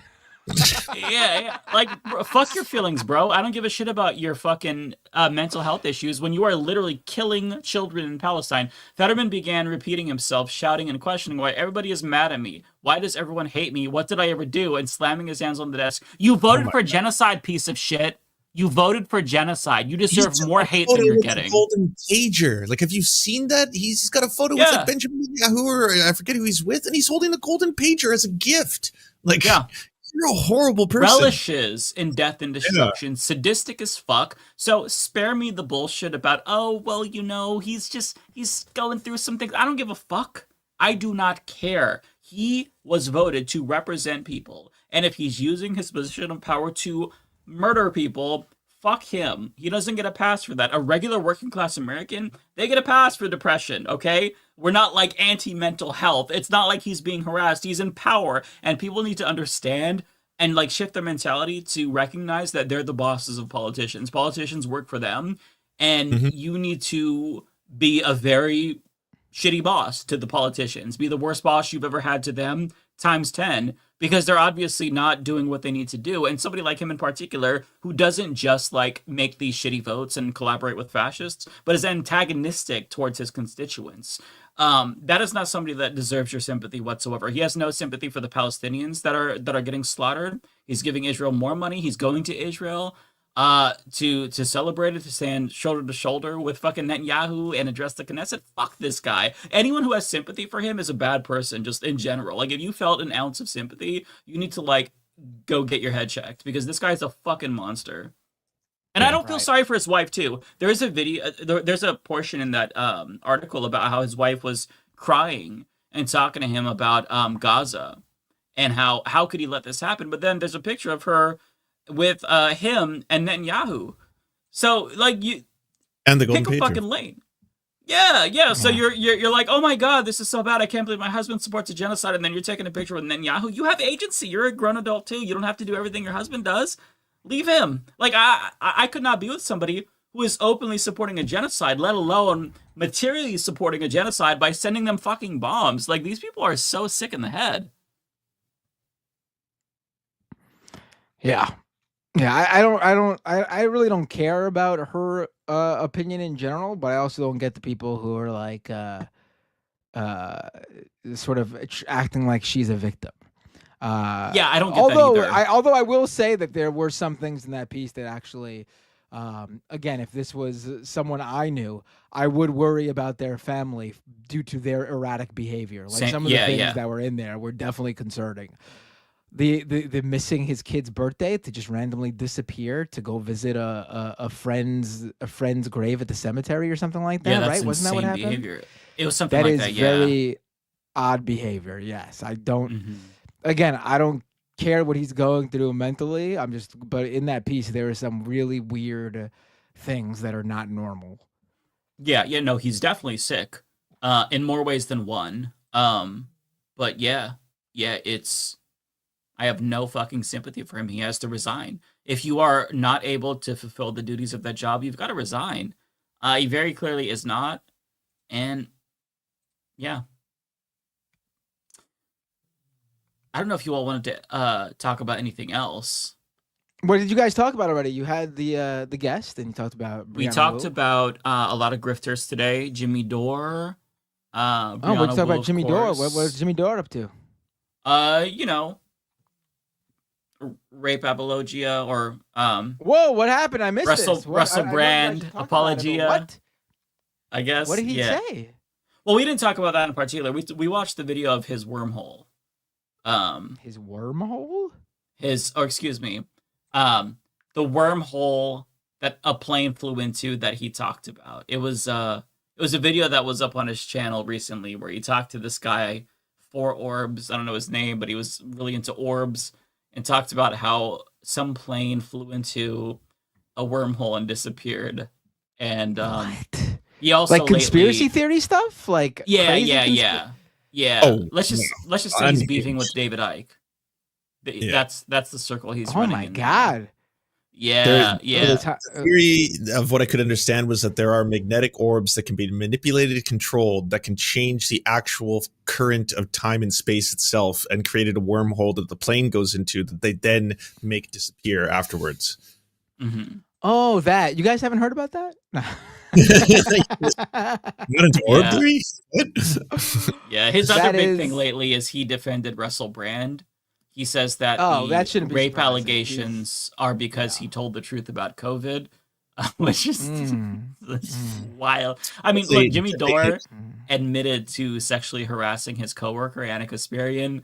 He supported RFK Jr., who admitted to being on Epstein's jet. Jimmy Dore is like the fact that his conspiracy-brained audience doesn't have conspiracy theories about him and the circles that he's in and of itself is wild to me. But yeah, we talked about a lot of grifters today with Dead Domain because they have a lot of good video essays about how they've infiltrated like CPAC and covered Brianna Wu. And yeah, it was a good day to distract ourselves with some slop. Oh, we didn't talk about the biggest news of the day. Congratulations to both of you. His Holiness is American. Oh, right. Big win for America. America deserved to win the world stage. I was pulling for the Filipino cardinal. Oh, me too. Of course I was. Yeah, the partner's Filipino. Yeah. Plus, the Filipino Pope was more woke, apparently. No, he apparently was great. He apparently was like actually like a progressive and believed in like changes to the even like church doctrine, from what I was reading. This guy, he seems like a little bit like Pope Francis, maybe. I think a lot of people are. What? I feel the bar for what is now considered woke is getting worse every day. Like Joe Rogan was considered like, he's anti-Trump because he had the bare basic human decency to say maybe you should just take people off the street like children in El Salvador. I feel that people are giving the Pope the same credit for being anti-Trump in a lot of his posts and statements. But this is a Pope who did a lot of apparent sexual cover-ups of child rape. A Pope? I did not see Pope that. covered up sexual abuse. But I mean, but that's in Peru. Pope Francis did the same thing apparently. What? You know, this is Mike. Double what? Double this shock. is just like this is normal stuff for the Catholic Church. They need to just shut this whole bitch down. Shut it all down. Shut it all down. Abolish the Pope. Abolish all of that. It's just it's too far gone. You have to end it. I mean, it is what it is. Unfortunately, the Catholic Church needs to be dismantled and thoroughly dismantled piece by piece. That's why I love the term woke pope. It's just like everyone has lost their minds. The right wingers are all melting down. They're like, oh, fucking woke pope, anti-Trump. And most people are like, this person is not woke. They literally covered up child rape. What the fuck are you talking about? This, by definition, is an anti-woke human. I will say this though, like a lot of people, it feels like an oxymoron. A lot of people were criticizing this new Pope, Pope Leo, for in 2012. Apparently, he said some anti-LGBTQ things about like gay people getting married and being able to adopt. Again, this is part of the course, but also this is 2012. I don't know what people are expecting from a pope, honestly. I mean, but this Pope is Francis a pope. also. Pope Francis also had these opinions and then changed later on, and he became known as like the one who was accepting to LGBTQ people. I think a lot of more accepting. Yes. I think a lot of young people though don't realize just how recent a lot of these wins were. Like I saw a lot of them getting really upset about his 2012 comments. This Pope is a Pope from Chicago. In 2012, same-sex marriage was still illegal in Chicago. This is like I think a lot of young people don't realize just how much people have changed on this. Like I'm not like doing like defense for the popes, but I wouldn't necessarily hold out hope that a pope has changed with the rest of society. But I mean, they have obviously though. Because Pope Francis apparently was very anti-LGBT. Listen, you gotta rank them in terms of where the Catholic Church as a whole is. All right. You're not gonna get a pope coming out anytime soon saying we're gonna. They won't come out because they're concealing all their crimes. Their homosexuality goes on the low, and that's at best. Them being homosexual is like best case scenario. Them being a pedophile is like the worst case scenario. You got to judge them by the bar of the Catholic Church. Which is shit. Hey, I don't have to grade anybody on a curve, honestly. I think that the best case scenario for me personally is if conservatives have a negative reaction to it. And I got that, so it's a win for me. Otherwise, I don't give a fuck. Like, I don't care at all. Yep. Oh my God. People are absolutely destroying me in the chats. Good. Are they really? All of them. Pope Apologia, someone said. Uh-oh. Popologia. Can't believe we're getting Popologia. Listen, I'm not on here telling you all to repent because you're all heathen sinners. I'm just literally saying 4 Hail Marys, 2 High Josephs. I don't know my family is Protestant. I don't know the. Oh, those are things. Yeah. Is High it really? Josephs are not a thing. I've never heard of a High Josephs. I know Hail Mary's a thing. I don't know about Joseph. I don't think a lot of people realize that I was very Catholic for a short period of time when, in my youth. I was an altar server for about like 5 years. I went to church a lot. I was going to church multiple times a week, serving the Lord, baby. Were you I shouldn't ask on, but you're okay, right? Like they didn't hurt you?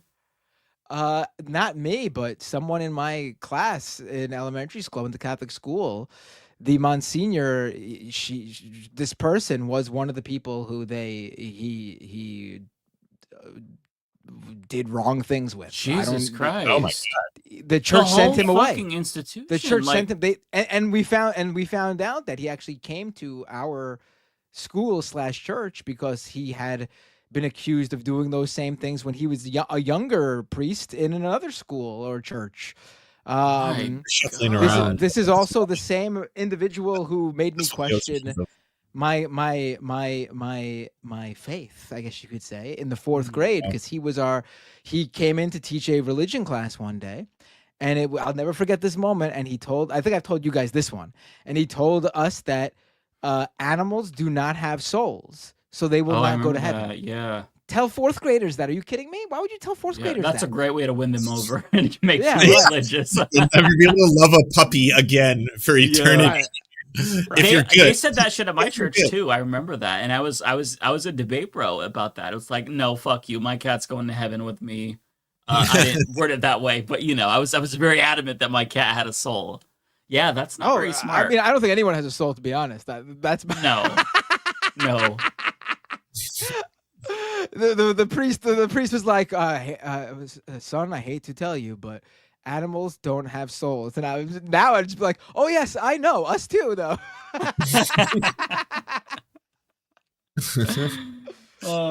Yeah.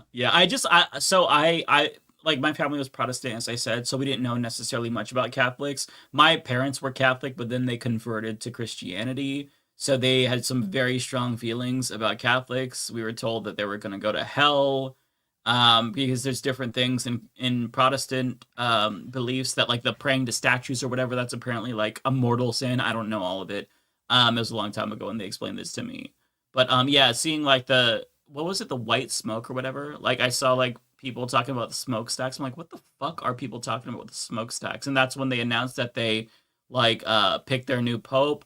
Like, why does everybody know this? How do we know? Like, this is so this feels very like niche, like an esoteric. The like, Catholic really Church has been like probably one of the longest reigning like institutions. Honestly, it's been around for thousands I feel like of years. I don't know. Maybe I'm out of the loop, but I feel like that's so specific to know about the fucking smokestack. Like, who knew that? Like, they've done it a lot of times. They've had a lot of. I just think they're blazing up. Keep electing.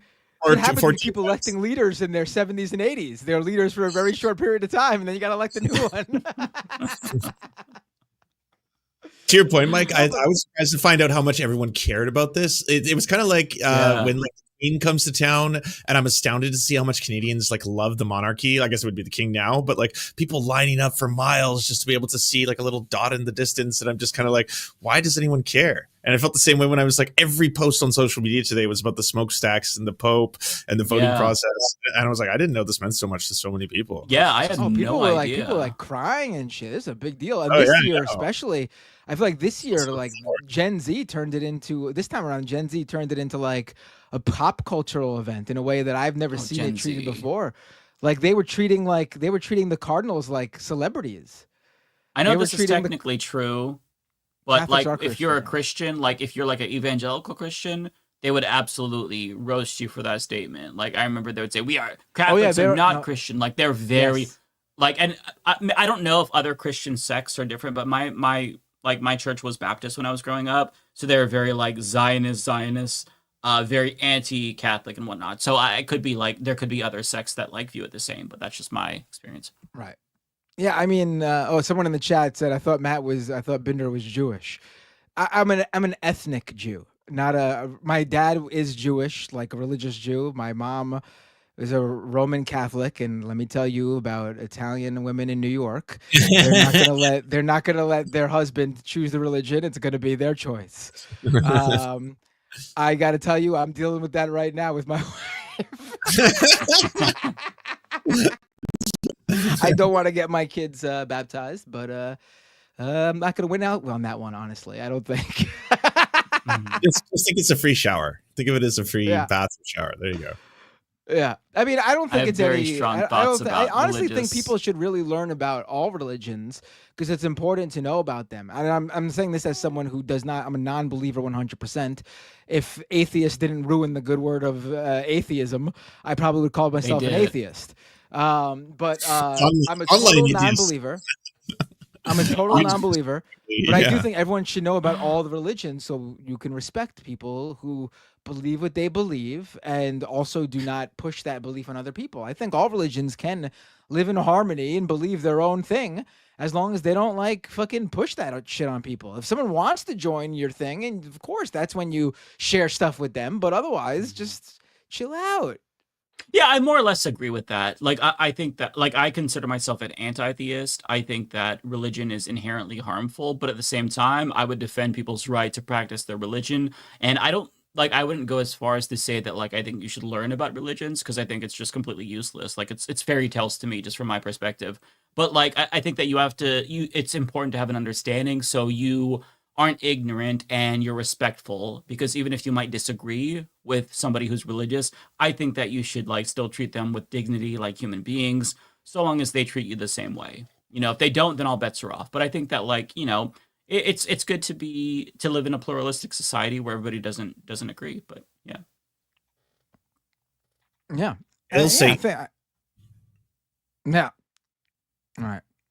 It is funny though, because people have assumed before, seeing my aesthetic, they've assumed, not knowing, like, are you believe in Satan or something? I've got that before. It's the punk rock, right? As soon as you're saying, but actually, punk rock is not that. Punk rock does not do this whole satanic thing. That's more metal. Oh, that's more metal. Yeah. I don't believe in Satan, actually. I don't believe he exists because I don't believe God exists. I don't believe in any paranormal, supernatural. I don't believe in any of that. If I believed in any of it, I would be a Satanist for sure, because I think that the story of Satan, like Lucifer, was very compelling. Like, he was a rebel. He was rebelling against God's tyranny, because like the Old Testament God was kind of a cunt. Like, if you think about Very genocidal. Yeah, very genocidal. He couldn't follow his own commandments. He's very Trumpian in a way, right? The New Testament was a little bit different with Jesus. He was much more socialist, communistic in certain ways. He was a Palestinian man, very progressive. So I mean, it just depends. But yeah, if I could believe in any of it, I would absolutely be a simp for Satan. I just don't believe in it. I wish Satan was real. I love how so he can you punish some of the say people in our Satan. country. I love how you say Satan, Mike. Satan? Satan. Satan. I love it. Is that Satan. not how? Is it more Satan? I just say Satan. I've What do always you all said think? Satan. Chat, what do you I think? think Is it Satan or Satan? Lance, say it. Satan. Satan. Why, I don't why know. are you Am I giving saying- why are you giving like a twang to it? I don't know. Things are happening. I've never thought about Maybe it. I'm possessed. I've got the Holy Spirit. All right. I'm speaking in tongues. It seems like the chat agrees with my pronunciation. Matt, I think you're trying to Democrat me when people are like, I hate the way Mike pronounces Democrat. I'm like, how do I pronounce it? And they won't respond, so they're just fucking with me. I don't know. Maybe I'm probably wrong. Actually, I got the New York accent. I say Mario, not. Oh, Mario, that makes so sense. Yeah. Maybe I'm the one who's wrong.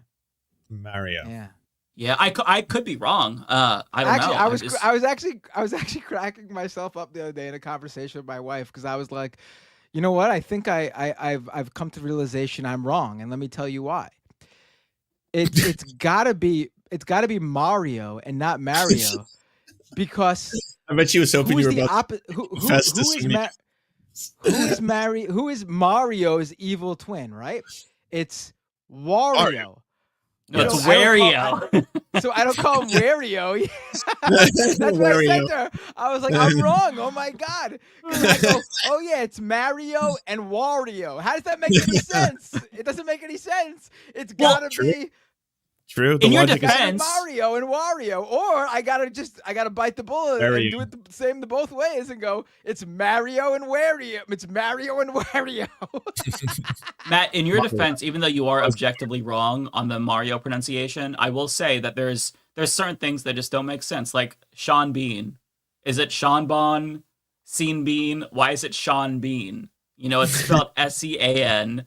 Bitch, you have to pick one. That's so confusing. Oh, Like, right. if you're trying I to didn't realize that both, it's the same spelling, but the two different pronunciations in his name, right? Yeah, you Scene can have Bean. Sean Bon or Scene Bean. You don't get to have Sean Bean. I'm sorry. Those are the rules. Or at least spell Sean as SHAWN. Right. Yeah. Right. It just feels, I don't know. It just feels like we're bastardizing the English language. Like, if you're a I've new never English thought of that speaker before. and you see that, it's going to make your head explode. It makes no sense. Zero consistency. What the fuck are we doing here? I don't know. I've never thought about that before. Is that a Mike original, or did you just get that from somewhere? I saw that from somewhere. I don't remember where, but it's always stuck with me. I it's probably not a saw it Mike on Reddit original. or something. No, I'm not. I don't think about things that deep. Scene bean. Bean. I can't get that out of my head now. Right? That's when I saw it. It weird. like stuck. It's weird. Yeah, it's one of those things that you just keep in the back of the dome. Like, there's also a post on Reddit that I saw from years ago of Shia LaBeouf. There was one of him, Shia LaBeouf with no beard, and then it was Sunni LaBeouf with the beard. That one made me chuckle. You haven't seen that? It's a good one. It's a good one. Because like Shias don't have beards, Sunnis do have beards. Because it's Shia. I'm thinking Shia. And so I saw that. I'm like, I'm saving. Click save in brain. I don't need that. I can free up that space, but it's there. It's there. Right. Mike's wrong on this one, John. I am not wrong. How dare you, John? Wrong on what? Which one? Satan I think or maybe the Mario? Satan. Mario, the Mario. I'm objectively correct on that. Satan. Satan. I think there's it's it's Mario plausible. and Wario. That's the two Mario guys. and Wario. Mario and Wario.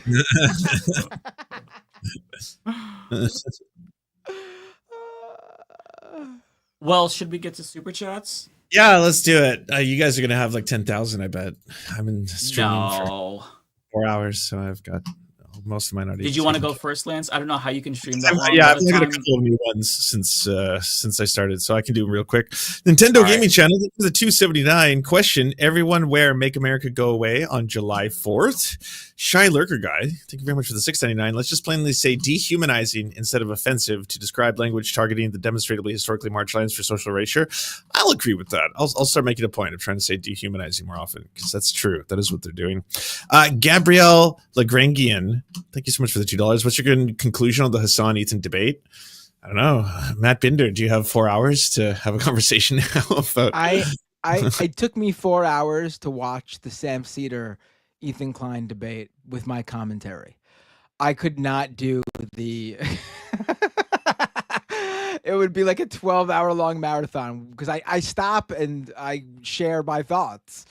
Honestly, I think the reason why I did the Sam one is because I knew that Sam would want to keep on the actual political discussion, whereas Hassan obviously tried to do that, but being that Ethan has the actual beef with Hassan, that one was, from the clips I've seen, was way more off the rails, because again, Ethan is not engaging in this, like, he's not even making a pro-Israel argument. Like, that's what I think people need to understand. He's making an anti-Hassan argument. Exactly. This whole thing is about a personal beef he has with Hassan. He just happens to sometimes use Hassan's opinions on Israel and Palestine in that personal beef. But this is not, people need to understand this. If you're watching this for a political discussion, you are at the wrong place, because that is not what Ethan is taking part in. He is not even providing you with a coherent pro-Israel position. It is a anti-Hassan argument, which is pointless other than YouTube drama. Yeah, literally. That's all you need to know about this. I watched the full debate. My brain was basically rotten after I watched it. And I love how Hassan, bless his heart, came into this like, okay, let's start by defining Zionism. And Ethan is like, but you said this, and then you said this, and then you said this. It's like, oh, Hassan, this is not going to be a political debate. Because as Matt said, it was literally just about him airing his grievances. He wanted to put Hassan on trial for all the things that Hassan said. Ethan doesn't get to go on trial. He doesn't get to, be on trial for playing the Twitcher terrorist game, for getting Arabs deplatformed, for any of his anti-Palestinian racism, for white lives mattering and genocide. He just wants to air his grievances with Hassan because they had a bad breakup and his fifis are hurt. That is literally the extent of this entire fucking debacle. And it's a crash out of epic proportions, but it's not political. Like, Hassan came there to talk about Israel-Palestine. That was not Ethan's plan, and that will be painfully obvious if you watch the full thing. There was one, like a viral TikToker, I don't know the girl's name, but she was a paying member to H3, and she's like, oh my god, I feel so stupid because I watched that and I realize now, yeah, he's white lives mattering the genocide, and I feel so stupid for taking this long to realize it. Look, sometimes I was a really huge fan of H3. Like, sometimes it takes a hard time or a long time to fight through the cognitive dissonance of somebody that you've like been a fan of or admired. Isn't changing. Let me tell you, Mike has been there multiple times. I don't think I've ever seen a guy have more problematic faves than this guy, Mike Figueredo over here. I just gotta. What is my Dore problem, fan, right? Jake fan. H3, I know. H3 fan. I don't know. I don't get it. It's so frustrating. Why does everybody who I like turn out to be like either a demon or a narcissist or an asshole? You just can't have heroes. Mike, tell be honest with us. You were a huge Kanye West fan at one point, weren't you? I've talked about this. He was literally my favorite artist for like 10 years of my life. I'm not even kidding. Did you watch it on the Russell Brand? Not a lot. I was a fan of his YouTube channel back in like 2013, 2014 when he was very hippy-dippy. Yeah. Mike, who's your current favorite actor, musical artist, commentator? Because folks, we can pre-cog cancel them. Whoever it is, whoever Mike likes currently, just know that in a few months' time they're going to do something horrible. So to back away now. Or they've done something horrible. I don't want to say because I'm good. Like they're going to become demons. Like that's true. I don't want to say it. It's a blessing and a curse. Yeah, I don't want to jinx it. It's very frustrating and demoralizing. You just can't have favorites. Joshua Keller with the $10. Whether we like it or not, there will be a pope. It's not weird to be happy that the new pope might cause less harm than some other pope. Doesn't mean we'd like them. Fair point. I think multiple things can be true at once. You're totally right. I agree with you. There's nothing wrong with being like there could be harm reductionism going on here, and also I think it's weird for me to be like, fuck the Catholic Church. Both things can be. Also, this new pope temper your expectations too, basically, right? I mean, right. Yeah. Also, this new pope gave us this great post where he shared an article and quoted the headline in the article in his tweet, and the first line is JD Vance is wrong. And I mean, I feel like we can use that throughout the next 4 years. Just, oh, really, JD? Look at this. What's this quote from the Pope here? Oh, JD Vance is wrong. We can get some real mileage out of that one, I think. Colombian Rica in New York, thank you for the $5. I missed our coverage of the Denims suing Ethan segment earlier, but I did see it from Denim's channel. It's crazy and I'm proud of her. Yeah, I don't know if you two know that, but Denim's super popular streamer on Twitch is suing Ethan Klein for Ethan's repeated intentional malicious defamation of her for claiming that she about her. He's been personally accusing her of being the one behind the CPS call. And then in the debate with Hassan admitted outright that he has no idea who did the CPS call. And so when he found out that she's going to sue him, he actually quadrupled down on it on his show and on live, the air. Today? So that's today. Yeah. Just like going about how, yeah, she's responsible and I'm going to destroy her financially, effectively is what he says in it. And I'm like, I'm not a lawyer. I wish I was sometimes in these cases so I could be like, oh, you are fucking just digging your own grave. Like, this is not good. You are creating evidence for her live. But I mean, that's what he did with the Kavanaugh case, right? Like Ryan Kavanaugh initially sued him for using Triller's content, and then he sued him for defamation. And Ethan Klein really doubled down and tripled down. And I thought it was funny. Like, he was antagonizing Kavanaugh about how he looks like Harvey Weinstein and whatnot. So I fully expected this to be the response from Ethan. I will say I'm not super thrilled about this precedent of YouTubers suing each other. With that being said, I feel like maybe she actually does have a legitimate case of defamatory behavior. And in any other case, I would really be hesitant. Still am hesitant to support that. But Ethan Klein has been the most litigious person on YouTube suing everybody. So, I mean, if he gets a taste of his own medicine, that's a positive, I guess. He's not going to learn his lesson. And yeah, I don't I really am hesitant to have YouTubers and streamers suing each other because I feel like we have to contribute to an atmosphere of like open debate and free speech, not to sound like a centrist or like a ideas person, but I don't know. I just hate. I support Denubs though. Of course, I think she's a wonderful person. I think that what he did to her, like his lie, was actually really messed up. But yeah. I'm just a little bit conflicted about the whole situation. Just sad. We're humans. Humans are complex and have lots of feelings, so that's a good thing. Yeah, I mean, she's not suing him over like an opinion that she disagrees with, or like even using her content. He's accusing her of something very personal, which I think is of literal crime. It's a crime. Yeah, I don't think it's criminal behavior on multiple occasions. Yeah. Right. I don't think it's a slippery slope that you're worried about. Like we have never been in a position where we had to worry about someone suing us because we accused them of actually being behind something that was done to us or our family. It's because we don't make that stuff up. Yeah, like if I said that Tim Pool was the person who like tried to assassinate Trump as like unironically, not as a joke, and I said that all the time, over and over and over. Eventually, you build a case for like this is just not true though. It's you know this is factually incorrect. That never happened. Like Somebody said Mike's just trying not to get sued. Listen, if you do this job at some point, you probably have to worry about that. Like Kim Iverson threatened to sue me multiple times because I said that she was threatened to sue me.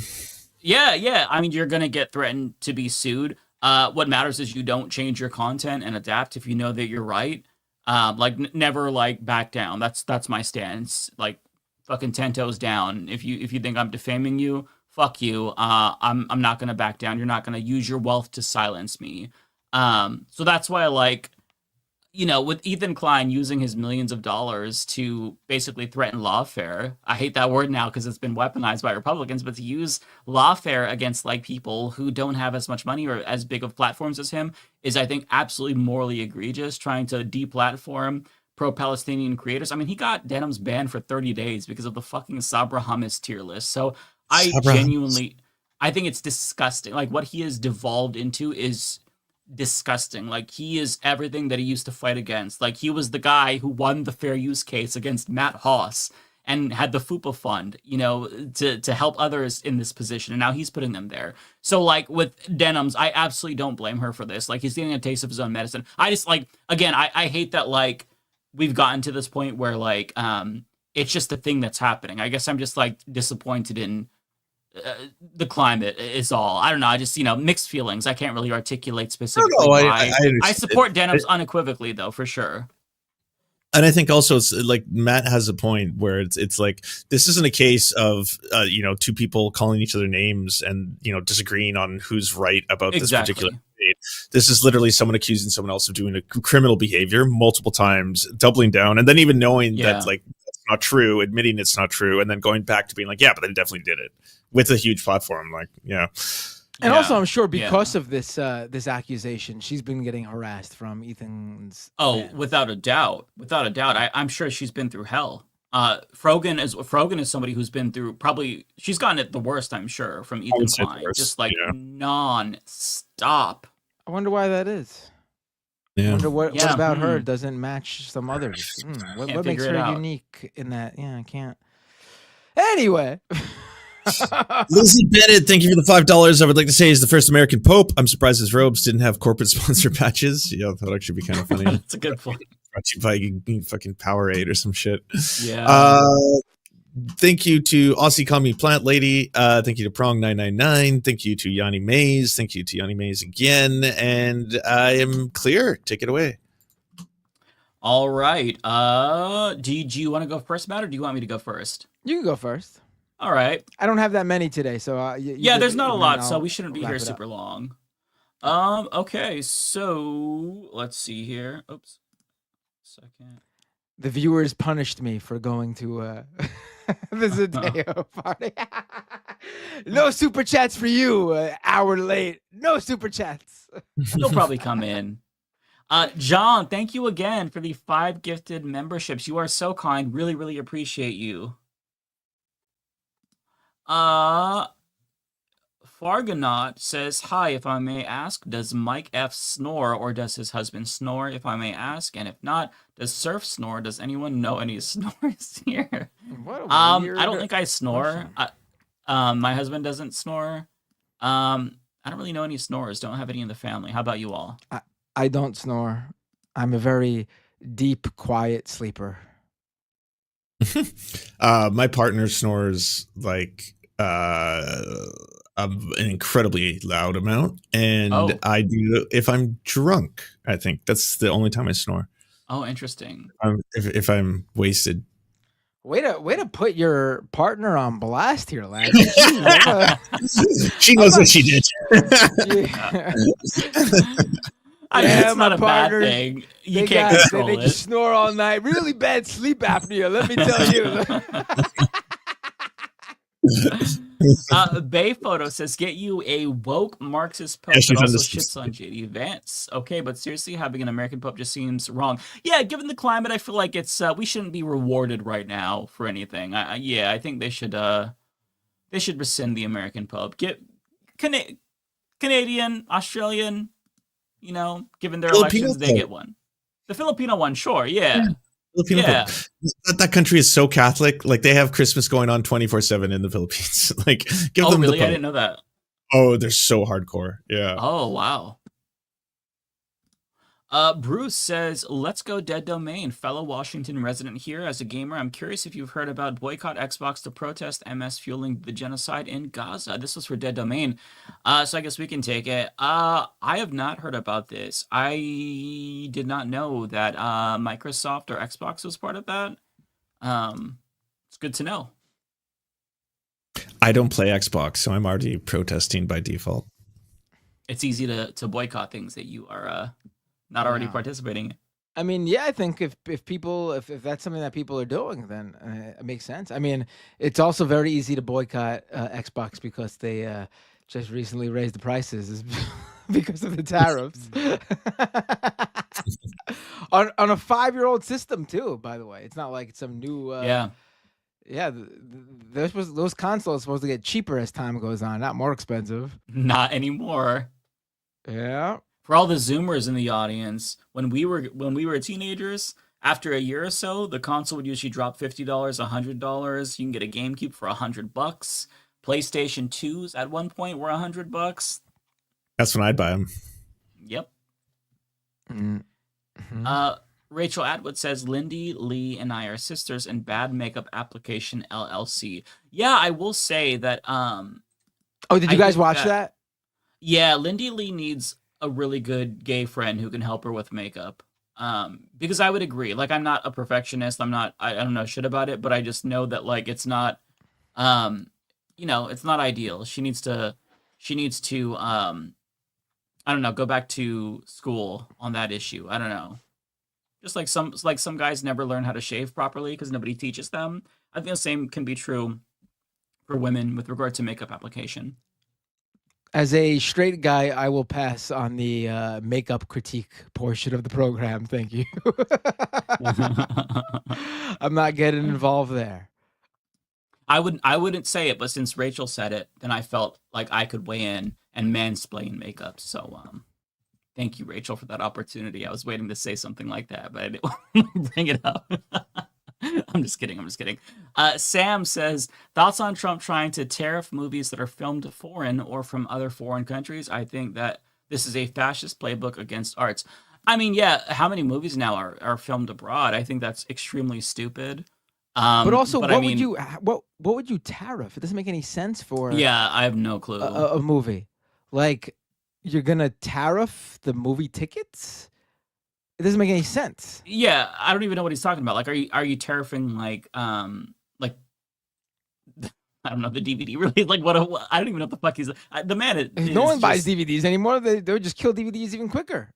Yeah, I don't get it. Nobody gets it. You're gonna tariff the person every time they stream something on Netflix or something. You're gonna have like an upcharge on you're gonna pay your Netflix subscription, and then if you watch a movie made overseas, you're gonna see like the upcharge of like $1.25 for every tariffed movie you watch. Yeah. What is the idea? You can't. Doesn't make any sense. Alexander Shamilton says, Mike, today on your show, you happened to read my comment on the Daily Show's Slotkin interview. Hey, it was about her fake care for kitchen table issues. That was a great comment. So shout out to you. I really like that. That was a perfect comment. Let's see here. Tigwick says, here's some money for putting up with Matt's Pope Logia. Thank you. Appreciate that. I was going to say poop. I don't know why my brain went to poop. Chris Corcoran says, not defending Fetterman's wife, but with how his mind is, if she tries to leave with the kids, he might think they're Hamas, getting Chris Benoit vibes. Oh, let's Chris Benoit. Benoit. Yeah, I mean, it's not out of the question, but I'm not going to automatically infantilize her. I think that she's an adult with agency, and yes, if it is, we don't know. I'm just like, this is conjecture. If it's an abusive type relationship, then sure. Totally different opinion there, but there's no evidence of that. Sure, he's irrational and whatnot, perhaps verbally abusive, but like, we don't know if she's like being held hostage. I take it that like, if you were able to make the case against going to Israel to meet with the war criminal prime minister, to your husband, that's, I don't know. I feel like that's pretty reasonable to not want to meet with. Well, I don't know where I'm getting at. I'm not going to automatically infantilize her. Fuck Giselle too. Like, I'm sorry. I don't know. The article that everyone's talking about, it gives an early example of when Trump was elected. Fetterman was going to Mar-a-Lago to meet with Trump, and Giselle was very upset about that, according to the article, and she told him she wasn't going to go. And his argument to her was, you should go because you can then show him, you could show Trump like what a dreamer is and how they are a model, person living in the U.S. He's something to that effect. Probably not as eloquent as I said it, honestly, because we're talking about Fetterman here. But that was what the article said. And my first thought when reading that was like, and then it says she did go, like he convinced her to go with that. And my first thought reading that is like, oh, I see she succeeded. Like, obviously, who gives a shit? Like, she went, and that didn't change Trump's perception of dreamers and people and undocumented people who were here. Like, his wife was undocumented. Like, it's like, what are you just greatly don't understand the conservative viewpoint. They do not care.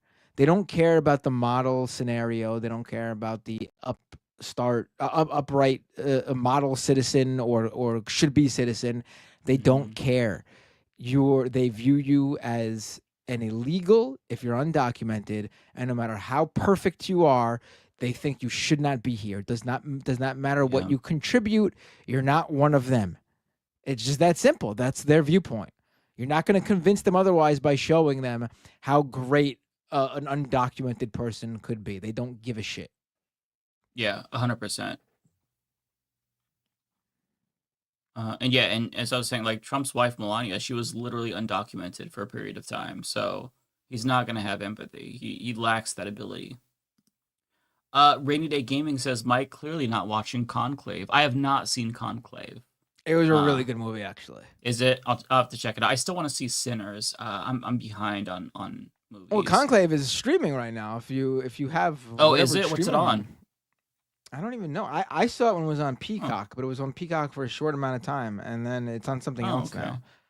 It's actually very interesting, and from my reading of it, they obviously they take fictional liberties for entertainment purposes, but from what I read about it, it's very close to like the actual process, and it's a very entertaining movie too. So I'll have to check it out. Not boring. It's very good and educational in terms of like the process. Okay. Let's see here. Zia Spots sends 666 for my fellow Lucifer sympathizer. Appreciate that. Thank you. Shout out to Lucifer. I like that energy. We need more energy like that to challenge authority. Charlie DeGinmer, thanks for being a member for 5 months. Dirty Pirate says, Hail Satan. Satan. Okay, appreciate that clarification on the pronunciation. Let's see here. J. Cass says Satan is pronounced David Dole. Oh, okay, interesting. Why is David getting? Why is David not here tonight? Is there a hockey game? I'm guessing. I'm assuming a hockey game. Yeah. Mike is the curse. Mike is literally the curse. I am, man. If I'm a fan of yours, then look out because you're gonna be a Nazi in like 5 years. I don't know what it is. I can't have any fucking heroes. Thankfully, I don't admire a lot of people anymore. I'm just too cynical. It really is amazing. Like you call them like Jenk calls Young Turks show hosts. Yeah. Columbia Rican says, Mike, no, don't answer. Don't ruin your current musicians and actors. We don't need to lose others to the dark side. Yeah, I'm gonna refrain. Let's see here. Lars says, did you see that Ethan said he made Sam Cedar look like a fool and owned him in their debate? Yeah, I mean, I think that at this point, Ethan Klein suffers from delusions of grandeur. There is a moment in the Hassan debate where he like called himself a legend, and he put his foot up on the table and knocked over his glass. It honestly, like, it was one of those moments where it's so cringeworthy it makes your skin crawl. The man has lost his fucking mind, and nobody in his circle clearly is telling him what he needs to hear. Every once in a while, Dan will get fired or whatever. No, yeah, exactly. Dan will push back once in a while, his producer, but he very clearly has kid gloves. Like, he made a joke about fucking Ian iDubbbz' wife. And so gross. It was very incel-y, and Dan pushed back. Was like, no, that was kind of creepy. But, like, Ethan very clearly needs, like, somebody to check him, like a friend. But he doesn't have any friends anymore because he pushed them all away. So... let's see here. The next one is from AK. AK says, who does the fire outro music for your videos? I love it. So it's a combination between Raw Heats and Lord Magnus. It's mostly Raw Heats. He does most of the beats, and I'll mix in the vocals. Lord Magnus mixes in the vocals too when he does it. Let's see here. Columbia Rican says, oh, and Matt did get super chats. Shame, Matt. Kowalski says, having an American vote should not as prevent many as usual. The schism, and also since JD Vance will be our next president in a year and a half or so, it will shatter half of his MAGA support with a woke pope. It's possible. Let's see here. Chris, Thibault says, did they unalive the Pope to promote this movie, or are we still suspecting JD Vance? All weird timing. I feel like, JD Vance was there. I feel like his prints are all over the crime scene, and I think that there should be a thorough independent investigation into that for sure. With that being said, Matt, the rest are yours. All right. You mind going through, like, putting them up for me? Yeah. All right, first one up, James Holmes with a British pound super chat. Thank you, James. First step is hoodwink Trump into crappy trade deal. Second step is to reestablish the British Empire, or we have to deal with your chlorinated chicken. I'd guess the second scenario is more likely. Wait, what is the chlorinated chicken thing? I don't know. Is that a thing? I don't even know. I don't know. It just made me laugh. I don't know. Chlorinated chicken just sounds funny. I know about the NyQuil chicken phenomenon. My dad with a membership super chat. He's been a member for 20 months. Wow. Thank you, Dad. Who is that new guy with Brandon Sutton and you? I think he said his name was Sam Cedar or something like that. Yeah, that was some new guy filling in for New Emma kid on the Bigland. block. Yeah. Nice. Tokyo Hans with 5 gift memberships. Thank you so much, Tokyo Hans. The Synapses member for 22 months super chat. Ooh, Dad, you see that? 2 months longer than you. Ooh, gotta do something about that. The Synapses, not sure if you will cover it, but would love to hear your thoughts on the Australian election. Crikey! There you go. No, I mean, good. I love Yeah. that a second Great election result. has found that the Trump of that country falls due to the real Trump fucking things over for them. I mean, people need to realize the real Trump is no laughing matter. He's a real danger, and people I think don't realize until they see what Trump is doing in the U.S. and then they're like it's that Mr. Krabs from SpongeBob meme. It's like, all right, I hate Donald Trump. It's like people forgot. I really do think people forgot how bad it was, and it took for this to happen for people to be like, oh yeah, now I remember why I fucking hated this guy. Oh shit, I should have fucking done something about it. Yeah. I will say I'm very jealous that the conservatives in Canada and Australia just concede, and it's not even a question. Like, no bullshit about the election being stolen. Just to hear them concede gracefully, I miss those days.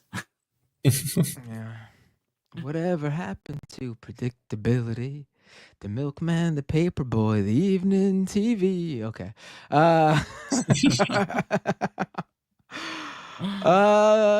S. Kowalchuk with a super chat. Orbs make the rockin' world go round. Don't know what that's in reference to. The magnetic orbs that did that whole plane thing. Yeah. What plane thing? The Jimmy Dore video. Oh, okay. This must have. Okay.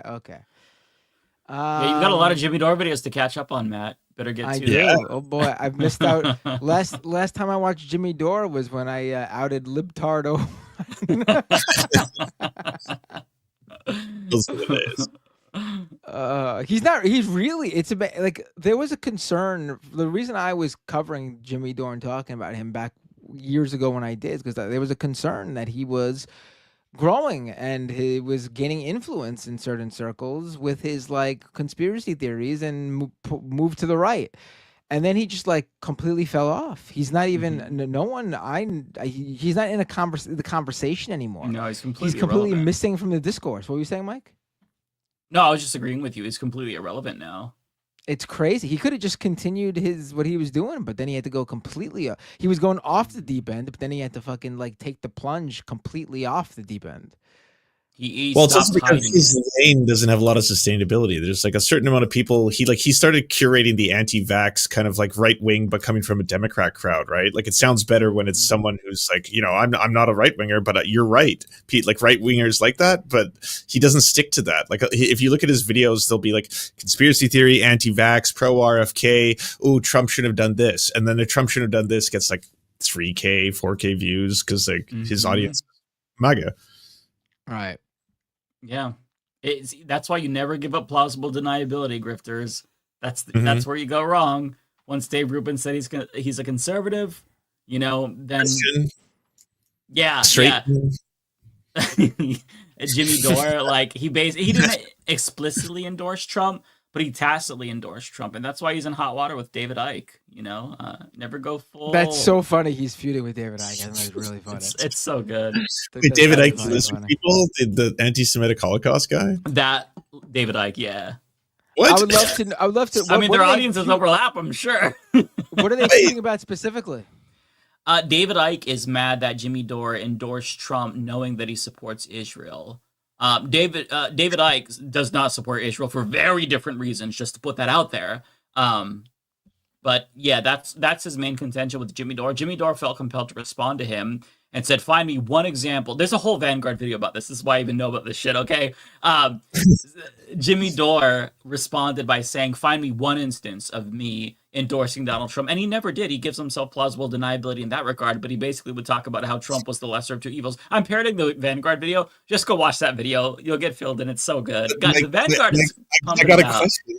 My question would be, if you are Jimmy Dore and you find out that this rabid, racist, anti-Semitic Holocaust denier doesn't like you, wouldn't you be awesome? Because I would be oh, sweet. Yeah, I hate that dude. He's a fucking racist. I don't get why Jimmy Dore is just oh, we shouldn't be beefing.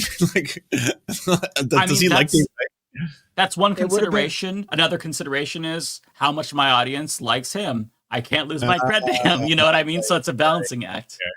Okay. It would have been really funny if Mike was and the reason I know about this is because 15, 20 years ago, I was a huge David Icke fan, and then he took that lizard person turn. And another person betrayed me. David Icke, not you too. yeah.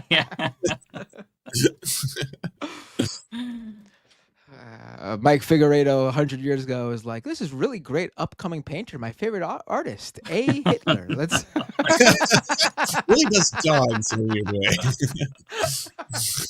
Oh boy! Oh no! Look what he did! Oh, not bad It's anymore. not so bad.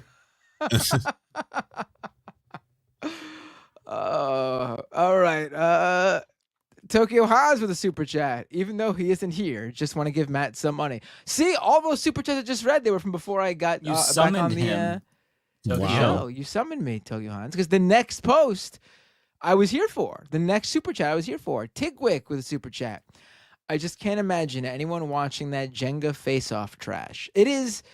I really thought it was going to just be like some cornball way to like for them to talk about politics. And even though I wouldn't agree with because they're both horrible right-wingers, even though I wouldn't agree with either of them, they'd still be talking about politics in like some sort of a Jenga themed like debate where, okay, you knocked it down. I get 2 more minutes to debate my position. Right? Like, right. But instead it was not that at all. They're playing truth or dare seemingly. Like, what the fuck? Who thought this was a good idea? What was their version of fuck, marry, kill? What was it? It was like I can't remember.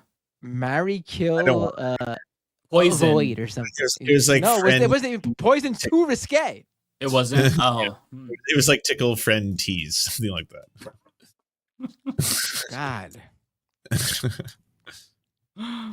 God. Bay Photo with a super chat. Just wait till all these outraged folks learn the Pope is Catholic.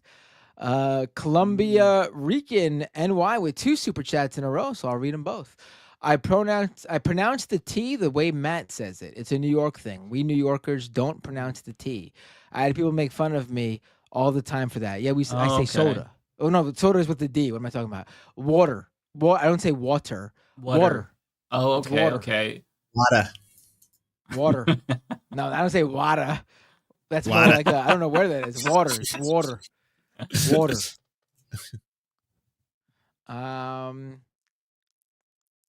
Another Columbia Rican super chat. The New York accent derives from the Irish accent. Irish don't pronounce the T either. Do they not? Oh, okay. I've never noticed that. Why? I can't do an Irish accent right now. You know what accent always being that you were talking earlier about the Australian politics thing, and I know it's like a very like it's become like a popular thing to like point out like online as like a joke, but it really does astound me that Australian people add letters that do not exist in the word no. It's just amazing to me. What is it like? Nair. It's amazing. They added like an AUR right now. That's it, right? Mike had it. Nar. It's there's some Australian like gamers that I watch, and one of them was talking about Legend of Zelda, and he called Ocarina of Time, and I like that. It made me laugh. Ocarina of Time, of course, that's awesome. Ocarina of Time. Yeah. Boy, you got a real big ocarina.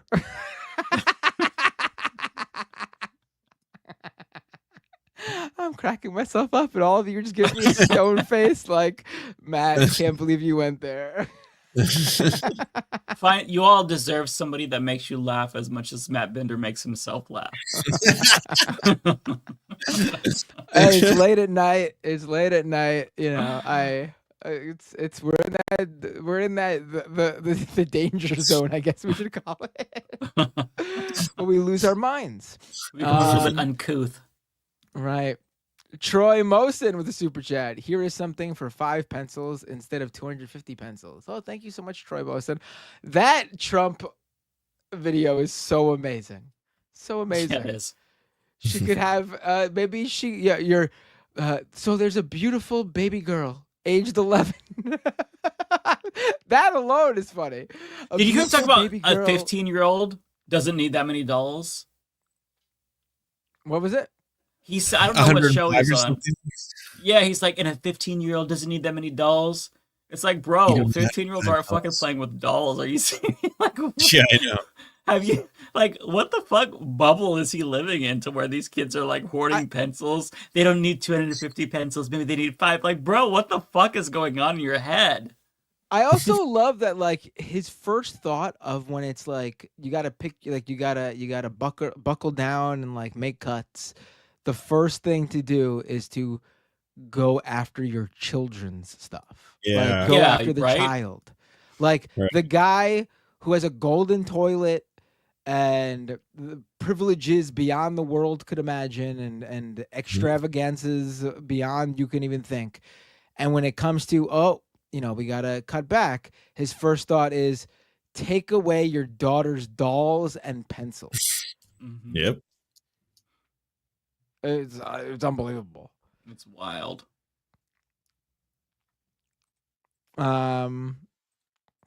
Looney Tunes 9000 with a super chat. Did you guys forget that Marjorie Taylor Greene was on TYT? I'm hearing it's a shit show. Did any of you watch it? I'm sure. I watched it. It was terrible. Oh, you did? It was terrible. Yeah. What was Jenk serious about his trying to find common ground with Marjorie Taylor Greene? Yeah, that was the whole point. But like, he basically let her do a free press tour the entire time. Like, it just normalizes her and all her terrible beliefs. She's sitting there, and like, anytime he could have challenged her on the most remote thing, right? Like, he kept trying to be like, "What about Israel and Palestine? Do you think the U.S. government should be giving so much money to Israel?" Blah blah blah. And she would just do a cookie cutter answer where it's like, at the end of the day, I just care about America first. I care about America first and American freedom, and that's why it's so important. And I was like, you could ask her a specific question that she's unable to answer. And he kept trying to push her off as the new anti-war right, and how there's an alliance with the right because they are anti-war and all this stuff. And it's like, this is also gross at this point in time. Like, yeah, it was. He thinks they're going to stop a war there is together. No It's anti-war like, right. You're not they in don't Congress, exist. Jen. Yeah, no, The no. anti-war It's right all, doesn't exist. yeah. No. How many times has she voted to send military aid to Israel? And like whenever he would bring that up, she'd talk about like the Ukraine aid that AIC Yeah, she's voted for. not talking about Ukraine. Everything was Ukraine. What about Ukraine? All the money we gave to Ukraine. It's just so crazy. And he's like specifically asking her about like all the money that is given to the Israeli military by like defense contractors. Like, it was wild to see over and over again. Easy Also, she political owns sliminess. Yeah. What was that? He owns a bunch of stock in arms manufacturing companies. She's been exposed for that. She is literally a war profiteer. You are talking to a war profiteer, doing propaganda on your platform, using your platform, and not calling out any of her shit. Like, cast aside all the racism, the anti-Semitism, the transphobia. Fine, you want to ignore all that and just talk about the issues. Bring that up. Like, do you think it's ethical to own money in companies that produce the very arms that will then kill people based on the bills you are passing on whether or not they get more money? Do you think that's ethical? Like, that very easy question to ask, and but whatever. Yeah, she had the easy, like the slimiest politician answers that were very easy to call out if you're a seasoned journalist, as Jenk fashions himself Or a as. normie who has a cursory understanding of this. Right. And Jenk just let her get away with literally every single second of it. I didn't see all of that. What I watched was filtered through Lance, because I couldn't watch that unadulterated, but like it was insufferable, honestly. The fact that you would bring her on and not challenge her is wild to me, because this is not somebody who's a fucking ally to anybody except the far right. Like, we're talking about a fascist here who is an insurrectionist. Yes. I mean, the fact that it's like, well, and I love, my favorite part is Jenk patting himself on the back. Well, we've got to talk to each other, so we're having this conversation, and we've got to lie to stop this war. You are not even in Congress. It's not like you're going to co-author a bill with her. What are you doing? You're trying to bring her on to get clicks, and you didn't even get clicks. You didn't get good views for this. No. Oh, he didn't? They didn't get good reviews? Comment section is like filled with people being like, what are you doing? This is just like a disgrace. Like, yeah, no shit. Who is this for? No one is buying this. The right isn't buying this either, is the other thing. I don't see a bunch of right-wingers who are like, really good that Jenk and Anna are finally, giving the discussions, having beers, sitting down. Like, they're all making fun of them too. There's no one on board with this project. He's that high in his own supply. Sometimes confidence is good, okay, but sometimes you've got to be a little bit self-aware and rein it in, okay. Your shit still stinks. You're not like changing the world or leading a revolution. You are a talking head on the internet. Okay? Yes, we're Shut the entertainers. fuck up. Like, I just can't take it. I can't take it. I like this. This is a good one, Mike. I'm just sick of it. I'm sick of people on the internet. Like, I do the same exact thing. Like, yeah, that's the thing, right? Like, we have the same job. I know what your day is. I know what you do. I know exactly the same moral problems that go through your head, right? And then you sit there and you're like, money. The answer is more money. I figured it out. I should do whatever I got to do for money. Cool. yeah, like, imagine if like all of us jerked ourselves off for being so amazing because we talk on the internet. Nobody wants to hear that. Shut the fuck up. Okay, stop. Stop presenting yourself as the savior of America. You don't know shit. You're allowed know nothing, and you're aligning with fascists. You're not doing shit, okay? You're just turning people off and losing your own audience. So good job, dumbass. I'm sorry, Mike. I just wanted to make sure I'm following the rules here, and I wasn't quite sure. Did you request that we imagine jerking each other off? I'm a little bit confused what you wanted me to imagine. No. Like intellectual masturbation is what I'm talking about. Yes. Where, you know. Matt, you always gotta fucking take Mike, it this there, was really goddamn. good. I've never seen you so on fire and on point. I'm not knocking it. I'm saying how good that was. I've never seen you on point. Thanks. No, both together. No, I've never seen you make a point before. So This angry and on point. It was a perfect storm. I'm not knocking you. You're not drooling. That was the most intelligent thing I've ever heard you say. You're forming sentences.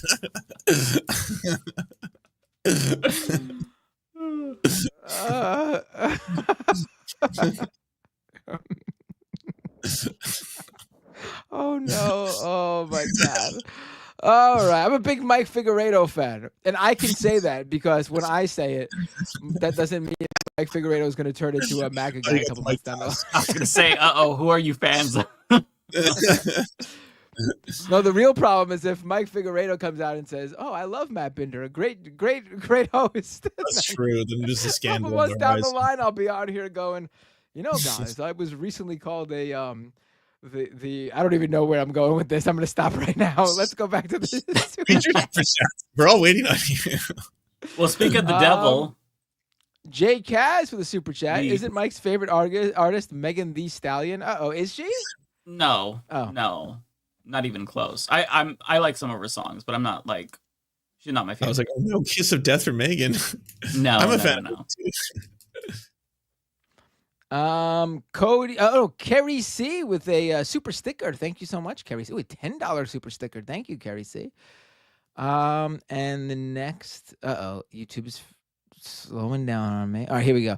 Cody Yaw with a $10 super chat. Thank you, Cody. If it's not been said yet, there is a reason the new pope chose the name Leo.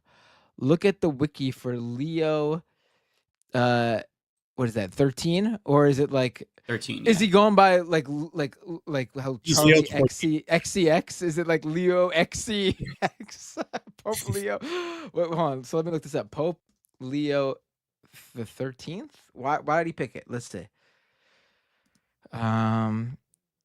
Yeah. Can you just tell me? I don't know why they do that. Yeah, I don't care enough to look it up. Oh boy. Let's see.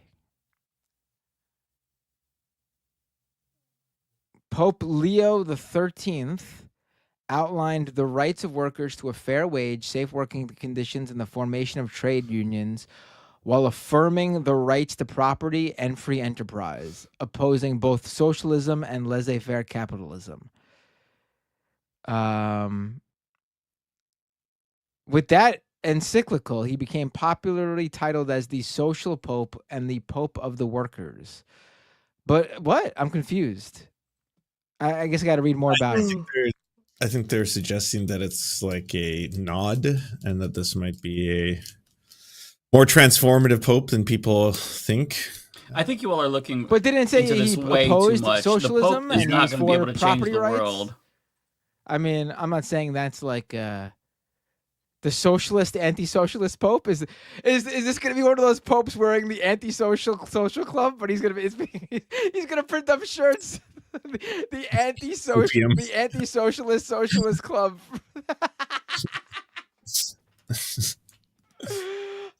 You guys know what I'm talking about, right? Those shirts, that brand. Oh, I thought you were talking about the National Socialists, and I was like, I hope he's not going to be like that. No, you've never seen that streetwear brand, the Anti-Social Social Club? No. Okay, I guess it's a big streetwear company in New York, maybe. I don't know, but I see those shirts everywhere. All right, that's why you didn't get it. All right, once again, laughing to myself. Lizzie Bennett with a $10 super chat. Your thoughts on Brad Lander? Read some good stuff about him, in my opinion. Joined DSA in the late 80s, supports rent freeze, and part of the Bend the Arc organization. Question is, where does Bend the Arc stand on Palestine? Bend the Arc is pretty progressive from my understanding. Brad Lander is a good second choice. Zoran, I recommend voting for Zoran as your first choice, and then you could go Brad Lander second choice. It's awesome that it's ranked choice. What's that? I said it's awesome that you guys do ranked choice. I'm jealous. Right, and but it's only in the primary. Right. Right, and only for mayor. Still, I mean, there's a crumb of ranked choice. So right, yes. Please, sir, may I have some more? Ranked choice. Yes. But yeah, I think if Brad Lander wins, I'd be happy, but he's not going to, because Zoran's the clear second favorite. Like we need to be reasonable here. It's good we have ranked choice so we could also pick people like Brad Lander who isn't dropping out. But the polling shows it is a two-person race, and the person who is in second is way above everybody else behind him, but he's also significantly behind the first place. So everyone who wants the first place, who is Andrew Cuomo, to lose needs to get behind Zoran, because that is the one shot we got. If it makes you feel better to put someone else as your second choice or third choice or fourth, fine. But Zoran, if your goal is to beat Andrew Cuomo, Zoran is the only one who can close the gap in less than 2 months we've got to do it. It's that simple. We need to look at this realistically. If the situation was flipped and Brad Lander was in second and Zoran was a distant third, I would say the same thing for Brad Lander, even if Zoran was my favorite. This is the situation we are in, though. We need to get behind Zoran, and I don't know why we're talking about it like he's like the compromise. Zoran is the best choice. Mm-hmm. The fact that Cuomo is that high is honestly so disgusting, and if he is elected mayor, I think that New York City deserves to be occupied by Canada. Like, they should become a province at that point. I mean, it's gonna be. I gladly take New York. It's going to be, I mean, if you think about it too, if Cuomo wins, we're looking at a general election between Cuomo and Eric Adams, because Eric Adams has decided not to run in the Democratic primary. He's running as an independent. Like, literally a no-win situation. You're not going to celebrate that Eric Adams loses because that means Andrew Cuomo wins. You're not going to celebrate that Andrew Cuomo loses because that means Eric Adams wins. It's like the worst possible two choices. So let's all get out and vote for Zoran, so we could actually have a good mayor.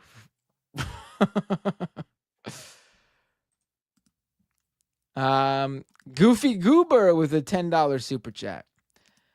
No comment or question, but just want to shout out to the awesome chat community. Sometimes I log in each of your channels to watch the stream, and you all draw some awesome people. Hearts to all. Asterisk, nice. David Dole's right-wing chat audience. I added that part. Super Platano Man with a super chat. Matt, I'm curious. What's your ethnic background? Oh, that's a different one. Sorry. This one was from me. I am, I unstarted. Can I answer this really quick? Because Oh yeah, go ahead. Oh, Super Platinum sorry. Man gave you one too. Yeah, there's two, so I just clicked on the first one and unstarted immediately. You think that Jank is paying Brianna Wu on the low while she claims she stepped down at Rebellion Pack? I honestly don't know, because if she stepped down, that doesn't necessarily mean that she resigned. So I'd imagine that she's either her pay is on hiatus or she's still getting paid. So I can't answer that question. Okay, let me bring up the other one for you. Super Platano Man, Matt, I'm curious. What's your ethnic background? I am Italian. I am English, as in British. I am Prussian. I believe the German part of what used to be Prussia. I am ethnic Jew, Ashkenazi Jewish, and as far as I know, that should be everything. Maybe there's other stuff. I got to do a 23andMe. What was that? Oh, you're muted, I think. Lance, you're muted. Hello. Oh, it's working. I was just saying, don't do 23andMe. That information goes to really bad people. Right. What's a good DNA test then? Is there Ancestry is probably fine, right? Ancestry is the Mormon one. Oh, is it? That's the one that I did. So then they have the all my Mormons shit use now. that. The Mormons use that one to turn people Mormon after they die. Yeah, because you can bless anyone into the Mormon church, even if they're not Mormon, so they get into heaven. And Mormons do that retroactively. Oh, well, I mean, if they want Thousands of people. I'm not. Once I'm dead, I'm not going to be able to protest it or be pissed. So have at it, Mormons. Yep. Bless the shit out of me. Bless the shit out of me. Or baptize me, whatever the fuck you people do. I don't know. Have at it. Just don't send me any spam bullshit. And they haven't, as far as I know. Marbly Warbly on Twitch says you look kind of South Asian. I get that all the I get Indian, as in like Indian. Obviously, I wouldn't say Indian if I meant Native American, but just being clear here. Indian, Asian. I've gotten Middle Eastern. I get Latino all the time. People have just started speaking to me in Spanish because they just assume I'm Hispanic, and I just got to be like, sorry, I don't understand. I've gotten everything. I'm very ambiguous, apparently. Ethnically. I love this comment from Dirty Pirate. Me dead chilling with the homies in hell. Get summoned to Mormon heaven. Surprise Pikachu things. That's a good one. That would be amazing to that'd be pretty funny. I'd be Find so out pissed. There's an afterlife. You're in whatever religious afterlife that you belong to, and then all of a sudden you get sucked into Mormon afterlife. That's funny, actually. What the hell? Is that it? Are we rating? Wait, I think I got one or two more. There's a couple more from Matt. Yeah, I got 2 or 3 more. It's amazing that Chrome, a Google product, cannot handle the YouTube chat when it's too much. I could go through mine, Matt, while you're reloading if you want. Because I got it. There's only 2 short ones left, so let me get to it. I see them now. Okay. Columbia Rican with a super chat. Shots fired. Leftist Mafia on Leftist Mafia beef, and Tokyo Hans isn't Mike's favorite chat. David Dole's chat. And Mumbles 459 over on Twitch at twitch.tv/MattBinder resubscribed for 9 months at tier 1. They've been subscriber for 10 months. Thank you so much, Mumbles. And thank you to the Noisy Immigrant for rating me over on Twitch. Okay, now I'm done. Go ahead, Mike. Okay, so I have one from Chris Corcoran who says Fetterman is such an ogre that I want protesters to play All-Star by Smash outside his office until he resigns. That'd be appropriate. Tokyo Hans, thanks for the membership for 15 months. Shigi says, would you guys ever consider having the C-SPAN purist I'm really important on the show? Love you guys. That sounds familiar, but I don't quite know who that is. Possibly. I'd have to think. I feel like I've seen that person. I'd have to, if I saw them, maybe it'd click. Lizzie Bennett says, tell Matt not to get it twisted. Zoran's my top choice. Matt, Zoran is Lizzie's top choice, so don't think that she supports Brad Lander. Don't get it twisted. Yeah, don't get it twisted, All right. Matt. And then one It's from untwisted. Rob Atkins, no message. Another one from Rob says, Binder, tell the uninitiated all the deliciousness that is Bialy. Bialy? Bialy. Bialy. I've never been. I'm more of a classic when it comes to my famously Jewish bread treats. More of a classic bagel guy than a Bialy guy. You love a good bagel. Yes. Who doesn't? I gotta tell you, it was very confusing time for a young Matt Binder in Catholic elementary school. Whenever we would have a discussion about like what ethnicity we are, and like have to do like a project based on that, it was very confusing for me to go to a Catholic school and tell people, "Oh, I'm Jewish." I got a question that just came in the form of a super chat, so I could do 2 in 1. But I'm actually curious if this is true. Thank you, Techno APOC, for the $5, and thank you, Colombian Rican New York, for the 2. But apparently, Trump named Jeanine Pirro, the Fox News host, as DC prosecutor. Oh yeah, that's true. That's real. Yeah, that's real. Mm-hmm. Cool. I'm not even surprised in the least bit. Honestly, though, like he's gonna pick terrible people anyway. We might as well get them off the TV set, influencing your grandma and grandpa, and just get them filling in that bad person role that's going to be filled by a bad person anyway. They'll be replaced by somebody worse, I'm sure. On Fox News, I think Fox News is running out of talented broadcasters. Yeah, I know. Bad people. Yeah. I mean, look at who they like. Listen, there are bad people who are talented broadcasters, and Fox News is losing them and has lost them. And they're not finding who's that new guy that's boring as paint drying on. He's the new young guy over at Fox News. What's his name? I've been seeing. We don't even know. We don't even know him. Jesse Waters. Not Jesse Waters. There's a Trey guy Gowdy? even after him. No. Mr. Paint. New show host. Trey Gowdy is genuinely like, I think he might be a demon. Like, Google a picture of Trey Gowdy. Like, this motherfucker has straight up Butter's hair, and he looks like a demon. Like, let me show you.